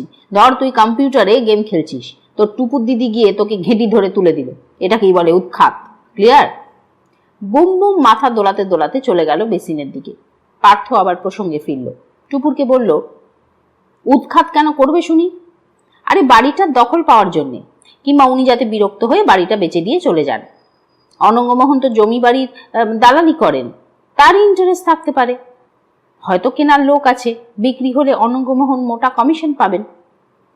পার্থ চোখ বুজে একটুক্ষণ ভাবল, তারপর দুদিকে ঘাড় নাড়ল। না রে, গুপ্তধনের গপ্প রটিয়ে কাউকে বাড়ি থেকে ভাগানো কিন্তু যায় না, একমাত্র ভূতের ভয় পেলে। তবে সেটাও তো তেমন কাজের নয়। ওতে মিনধ্বজবাবু চট করে ঘায়েল তো হবেন না। প্লাস অঙ্কের টিচার তো, তেমন জুৎসই ভুতুরে ছাত্র পেলে হয়তো অঙ্ক কষাতেই বসে যাবেন। টুপুরের খেই হারিয়ে গেল। আর তো কোনো পয়েন্ট মাথায় আসছে না মেশো। করুণা, অনঙ্গমোহন, সন্দীপন, যাকেই সন্দেহ করি না কেন, একটা লাগসই মোটিভ তো চাই। পাবি না। পার্থ খিকখিক হাসলো। আরে বললাম তো, কেসটা পুরো ফাঁপা। তোর মাসিকে লাট খাইয়ে ভেলটুবাবু এবার ড্যাং ড্যাং করে কাঁসর বাজাবেন। নিতিন একভাবে খেয়ে যাচ্ছে, একটিবার ঘাড় তোলারও নাম নেই। টুপুর করুণ মুখে বলল, ও মাসি, কিছু একটা বলো না। বহুক্ষণ পর নিতিনের স্বর ভেসে উঠল, দাঁড়া, আগে তোর মেশোর বোলচাল খতম হোক। আচ্ছা বেশ, আমি চুপ করলাম। পার্থ যেন উস্কালো, এবার তুমি চালু হও। না, তেমন বলার কিছু নেই, আমি শুধু দু একটা ব্যাপার ভাবছি। কিরকম? খুঁড়ে মাটি মেলে বোঝাতেও মাটি লাগে মানে? নিতিন এবার মুখ তুলল, চোখ সরু করে জিজ্ঞেস করলো, পাপ কাকে বলে? অন্যায় কাজকে, অমানবিক কাজকে। রাইট। এখন বলো, উচ্চতা কি মিলছে, কিংবা দৈর্ঘ্য? কিসের? ক্রমশ প্রকাশ্য। নিতিন গলা খাঁকড়ি দিল। কাল আমাদের দ্বিতীয় অভিযান, প্রস্তুত হও টুপুর। সকাল 9টার মধ্যে নিতিন স্নান টান সেরে তৈরি। মাসির তাড়া খেয়ে টুপুরও। পার্থ আজ অভিযানে অংশ নিতে পারছে না। প্রেসে বিস্তর কাজ আছে, কাকে কাকে যেন জিনিস ডেলিভারি দিতে হবে। মুখে যতই টিপ্পনি কাটুক, আজও তার নূরপুরে যাওয়ার খুবই ইচ্ছে ছিল। বাসনায় জল পড়ে যেতে সে যেন ঈষৎ ক্ষুব্ধ। শেষ মুহূর্তেও পার্থ একবার বাগড়া দেওয়ার চেষ্টা করলো, কাল তো 15ই অগস্ট, তা কালই চলো না, ভোর ভোর বেরিয়ে পড়বো। বুম বুমকেও সঙ্গে নেব, চমৎকার একটা আউটিংও হয়ে যাবে। প্রস্তাবটা আমলই দিল না নিতিন, সরাসরি বলল, আমরা বেড়াতে যাচ্ছি না স্যার, তাছাড়া এখন একটা দিনও আমি নষ্ট করতে রাজি নই। আরে দিন তো তোমার এমনিতেই নষ্ট, বুনো হাঁসের পেছনে ছুটে বেড়ানোটাই তো অর্থহীন। নিতিনকে নিরস্ত করতে না পেরে পার্থর পুটুস করে হুল। পরক্ষণে স্বরে উপদেশ, যাগে সাবধানে যেও, গাড়িতে তেল বেশি নেই, ট্যাঙ্কি ভরে নিতে ভুলো না। আমরা তো গাড়ি নিচ্ছি না। বাসে যাচ্ছ নাকি? ঝাঁকুনিতে কোমর খুলে যাবে কিন্তু। তোমাকে টেনশন করতে হবে না, পারলে তাড়াতাড়ি ফিরে বুম বুমকে কোথাও একটা ঘুরিয়ে এনো। বলেই টুপুরকে নিয়ে নিতিন রাস্তায় মোড়ে এসে ট্যাক্সি ধরল। সিটে বসে নির্দেশ দিল, হাওড়া। টুপুর অবাক, ওমা, হাওড়া যাব কেন? আজকে রুটটা একটু বদলাচ্ছি। হাওড়া থেকে ট্রেন ধরে বাগনান, সেখান থেকে গাদিয়ারা, তারপর জলপথ। এই যেন মেঘ না চাইতেই জল। কাল মনে মনে গাদিয়ারার কথা ভাবছিল। 24 ঘন্টার মধ্যেই সেই আশা পূরণ হতে চলেছে। টুপুর আহ্লাদিত মুখে বলল, তা হঠাৎ এই প্ল্যান? দেখতে চাই অন্যভাবে নূরপুর পৌঁছতে কেমন লাগে। অন্য কোনো উদ্দেশ্য নিয়েই নিশ্চয়ই আছে নিতিন মাসি, তবে ভাঙতে না চাইলে টুপুরি বা জোরাজুরি করবে কেন? একসময় তো জানা যাবেই, এখন চুপচাপ নিতিন মাসিকে দেখে যাওয়াই ভালো। বাগনান পৌঁছে একটা অটো নিয়ে নিল নিতিন। হাওড়ার এদিকটায় টুপুর আগে কখনো আসেনি। চারিদিক এমনিতেই সবুজ, বর্ষায় ভিজে সেই সবুজ যেন ঝকঝক করছে। পড়ছে ছোট ছোট গ্রাম, একটু ভিড় ভিড় জনপদ। এক জায়গায় জন্মাষ্টমীর মেলাও চলছে। রঙিন পোশাকে অনেক কচি কাঁচা জড়ো হয়েছে সেখানে। শেষে বেশ খানিকটা ভাঙাচোরা রাস্তা পেরিয়ে টুপুররা যখন গাদিয়ারা পৌঁছলো, ঘড়ির কাঁটা তখন 12টা ছুঁই। অটোর ভাড়া মিটিয়েই নিতিন নদীর পাড়ে ছুটল। সামনেই বয়ে যাচ্ছে রূপনারায়ণ, গঙ্গাও বেশি দূরে নয়। কালকে গঙ্গায় তেমন জল ছিল না, তুলনায় রূপনারায়ণ আজকে থই থই। উঁচু পাড় ঢাল হয়ে নেমেছে নদীতে, জলে বাঁধা আছে সার সার নৌকো। নিতিন পাড় থেকে চেঁচিয়ে এক মাঝিকে ডাকলো, ও দাদা, জোয়ার কতক্ষণ চলবে? হাওয়ায় উত্তর ভেসে এলো, আরো ধরুন ঘন্টাখানেক। ঠিক তো? জলই আমাদের জীবন দিদি, হিসেবে ভুল হয় না। এবার যেন মিতিনের ছটফটানি একটু কমলো। টুপুরকে বলল, চল আগে কিছু খেয়ে নি। কাছেই পরপর বেশ কয়েকটা খাওয়ার হোটেল। বর্ষাকাল বলেই বোধহয় ভ্রমণার্থী নেই তেমন। হোটেলগুলো প্রায় মাছি তাড়াচ্ছে। মোটামুটি পছন্দসই দেখে একটায় ঢুকলো মিতিন। ইলিশ মাছ আর ভাতের অর্ডার দিয়ে কর্মচারীটিকে জিজ্ঞেস করলো, আচ্ছা এখান থেকে লঞ্চ ঘাট কতদূর ভাই? বেশি নয়, বড় জোর 1/2 কিলোমিটার। ওখান থেকে কি নৌকা পাওয়া যাবে? নদীতে ঘুরবেন? তা সামনে থেকেই নৌকা নিন না, চেনা মাঝি আছে আমি বলে দিচ্ছি, আপনাদের মায়াচর পর্যন্ত বেরিয়ে আনবে। না গো, আমরা নৌকায় নূরপুর যাব। শুধু টুপুরই নয়, ছেলেটিও এবার যথেষ্ট বিস্মিত। হাতের কাছে লঞ্চ মজুদ, তবু নৌকায় নূরপুর যেতে চায় এমন যাত্রী বোধহয় বড় একটা সে দেখেনি। তাও বাড়তি কৌতূহল না দেখে ছেলেটি বলল, ও তাহলে অবশ্যই লঞ্চঘাট গিয়েই নৌকা খোঁজা ভালো, ওদিক দিয়ে নূরপুরটা কাছে হবে। এখান থেকেও নিতে পারি যদি নূরপুরের কোনো নৌকা মেলে, মানে যার মাঝি ওদিকেই থাকেন। তেমন কাউকে পাবো কি? ছেলেটা একটুক্ষণ ভাবলো। আচ্ছা ঠিক আছে, আপনারা ততক্ষণ খান, আমি দেখছি। হ্যাঁ, মিলেছে একজন। সুস্বাদু ইলিশের ঝাল আর গরম গরম ভাতে পেট টইটুম্বুর করে ভোজনালয় থেকে বেরিয়ে টুপুর দেখলো এক বুড়ো মতন লোক প্রতীক্ষায় দাঁড়িয়ে। নূরপুরেরই বাসিন্দা, নাম সনাতন। মিতিন তো মহা খুশি, বলল, আমরা কিন্তু সোজা নূরপুর ঘাটে যাব না, হ্যাঁ, আগে গঙ্গা থেকে ভালো করে নূরপুরটাকে দেখব। সনাতন বললেন, যেমন আপনাদের ইচ্ছে। নৌকা থেকে সরু কাঠের তক্তা পেতে দিলেন সনাতন। ঢাল বেয়ে নেমে তক্তায় পা রেখে সন্তর্পণে নৌকায় উঠল টুপুর আর মিতিন। পাটাতনে বাবু হয়ে বসার পর সনাতন নৌকা ছাড়লেন। এখনো জোয়ার চলছে, স্রোতের বিপরীতে যাচ্ছে নৌকা। কসরত করে এগোতে হচ্ছে সনাতনকে। বৈঠা বাইছে এক 16-17 বছরের তরুণ। সনাতন হাল ধরেছেন। আস্তে আস্তে দূরে সরে যাচ্ছে গাদিয়ারা। টুপুর দুচোখ মেলে তীর ভূমিটা দেখছিল। পাড়ের কাছে হাঁটু জলে কি যেন হাত রাখছে বাচ্চা ছেলে মেয়ের দল। সকলেরই কোমরে গামছা। জল থেকে কিছু তুলে খপাখপ পুড়ছে গামছায়। টুপুর উত্তেজিত মুখে বলল, ওরা কি ধরছে গো মাঝি দাদা? মিন গো দিদি। মানে মাছ? না, মাছের চারা। মিতিন হেসে বলল, জোয়ারের জলে অজস্র কুচি কুচি মাছ ভেসে আসে। পোনাগুলো ধরে ভেরির লোকেদের বেচতে পারলে এদের 2 পয়সা ইনকাম হয়। কত মানুষ এই মিন ধরেই তো জীবিকা নির্বাহ করছে। চিংড়ির বাচ্চাতেই রোজগার সবচেয়ে বেশি। বড় কষ্টের জীবন গো দিদি, 2 পয়সা আয় করতে মানুষের ঘাম ছোটার জোগাড়। সনাতন মাথা দোলালেন। তা তোমরা বুঝি গাদিয়ারা বেড়াতে এসেছিলে? হই আর কি। মিতিনই বলল, যাব নূরপুর, একবার গাদিয়ারা ছুঁয়ে গেলাম। তা এখানকার কেল্লাটা দেখেছ? আজ তো হয়ে উঠল না। মিতিন টুপুরের দিকে ফিরল। জানিস তো, গাদিয়ারায় লর্ড ক্লাইভের একটা দুর্গ আছে, মানে ছিল, ফোর্ট মর্নিংটন। ব্রিটিশরা বহুকাল আগে দুর্গটা পরিত্যাগ করে। নদীর বাঁকে প্রায় হানাবাড়ির মতন পড়ে থাকতো দুর্গটা। 1942-এর বন্যায় প্রায় চুরমার হয়ে যায়। এখন ওটা শুধুই ধ্বংসস্তূপ। কথায় কথায় রূপনারায়ণ আর গঙ্গার সঙ্গমস্থল এসে গিয়েছে। দুটো নদ নদীর ধারাকে দিব্যি চিহ্নিত করা যায়। যেখানে নদ নদী দুটো মিশেছে সেখানে স্রোতটাও কেমন এলোমেলো। ঘূর্ণিতে নৌকা প্রায় পাক খেয়ে যাচ্ছিল। দক্ষ হাতে সামলে নিলেন সনাতন। এবার ভাগীরথী বেয়ে চলেছেন। ক্রমশ স্পষ্ট হচ্ছে নূরপুর কাছে আসছে। পশ্চিমে দামোদর নদও দৃশ্যমান। ভাগীরথী যেখানে বাঁক নিয়েছে তার খানিক আগে দামোদরের মোহনা। হঠাৎই টুপুরের নজরে পড়ল তীর বেগে ধেয়ে আসছে একটা স্পিড বোট ডায়মন্ড হারবারের দিক থেকে। ভাগীরথীকে চিরে শাঁ শাঁ ঢুকে গেল রূপনারায়ণে। উথলে ওঠা ঢেউ এসে ছলাৎ করে ধাক্কা মারল টুপুরদের নৌকোতে। টলমল করে দুলে উঠল নৌকাটা। এক ঝলক জলও ছিটকে এলো টুপুরদের মুখে চোখে। সনাতন বিরক্ত মুখে বললেন, হেই এক কায়দা হয়েছে, আজকাল বোটগুলোর ছুটোছুটির না কোনো বিরাম নেই। স্পিড বোটটাকে চোখ মুচকে দেখছিল মিতিন। বলল, সংখ্যায় বুঝি এরা বেড়ে গিয়েছে? হ্যাঁ গো দিদি, সময় নেই অসময় নেই, সারাক্ষণ দাপাচ্ছে, রাতেও তো চড়ে বেড়ায়। তো এইগুলো কাদের বোট? পুলিশের?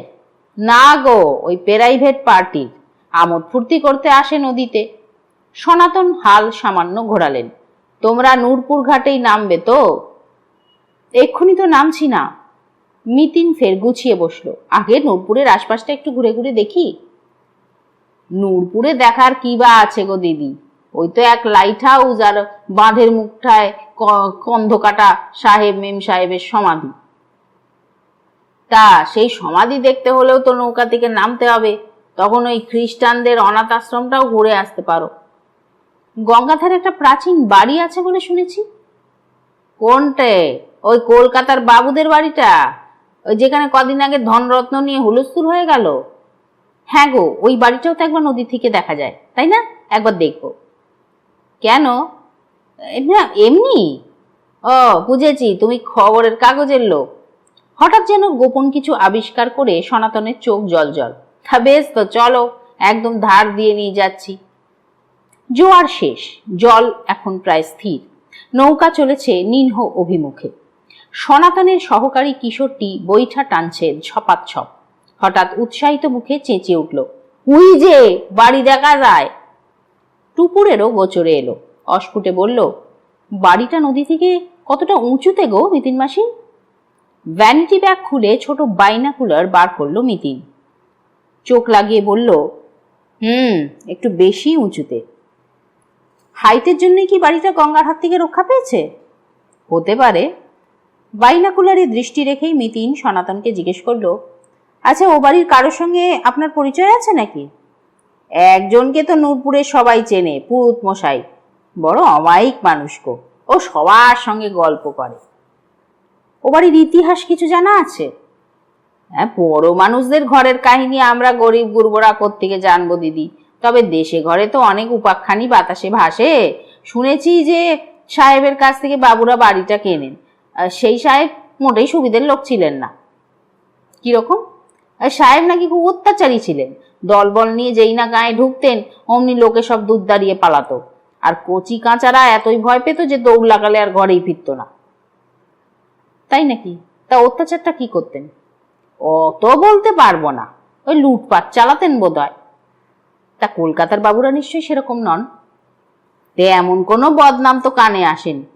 ওরা তো আর থাকেনও না, তবে ইদানিং নাকি এক বাবু এসে রয়েছেন। নৌকা পৌঁছে গিয়েছে বাড়ির একদম কাছে। কালকের কাদা ভরা তীর জলে থই থই। লকগেট পর্যন্ত চলে গিয়েছে জল। লোহার দরজার অন্তত ফুট 5 এখন জলের তলায়। মিতিন জিজ্ঞেস করলো, আচ্ছা মাঝি ভাই, লকগেটটা কি পুরোপুরি ডোবে কখনো? খুব কম, বছরে 1-8 দিন। ওই বড় বানটা নেলে তখন কি লকগেট এটা খুলে দেয়? কই আর, বন্ধই তো আছে বরাবর। কখনো খুলতে দেখেননি? ভালো করে একটু মনে করে দেখুন তো। না গো দিদি, কম করে 50 বছর তো নৌকা বাইছি, গেট কখনো খোলা হয়েছে বলে তো মনে পড়ে না। তবে সামনেটা কাদা জমে একেবারে শক্ত হয়ে গিয়েছিল, পরিষ্কার করার পর চেহারাটা ফের খোলতাই হয়েছে। কবে পরিষ্কার হলো? সনাতন একটু ভেবে বললেন, তা 1 বছর তো হবেই। গত জ্যৈষ্ঠীতে। জল তখন অনেক কম ছিল নদীতে। 10-12টা শ্রমিক 3 দিন ধরে কাদা টাদা ছাড়ান। সেই মাটি গেল পাশে রতনবাবুর ইট ভাটায়। অলস গতিতে দুলে দুলে বাড়িখানা পেরোলো নৌকোটা। অল্প একটু এগিয়ে মিতিন বলল, এখানেই পারে নৌকাটা ভেড়ানো যায় না মাঝি ভাই? কেন, ঘাটে যাবেন না? থাক, অদ্দূর আর টানার দরকার নেই, আবার পেছনে যাওয়া।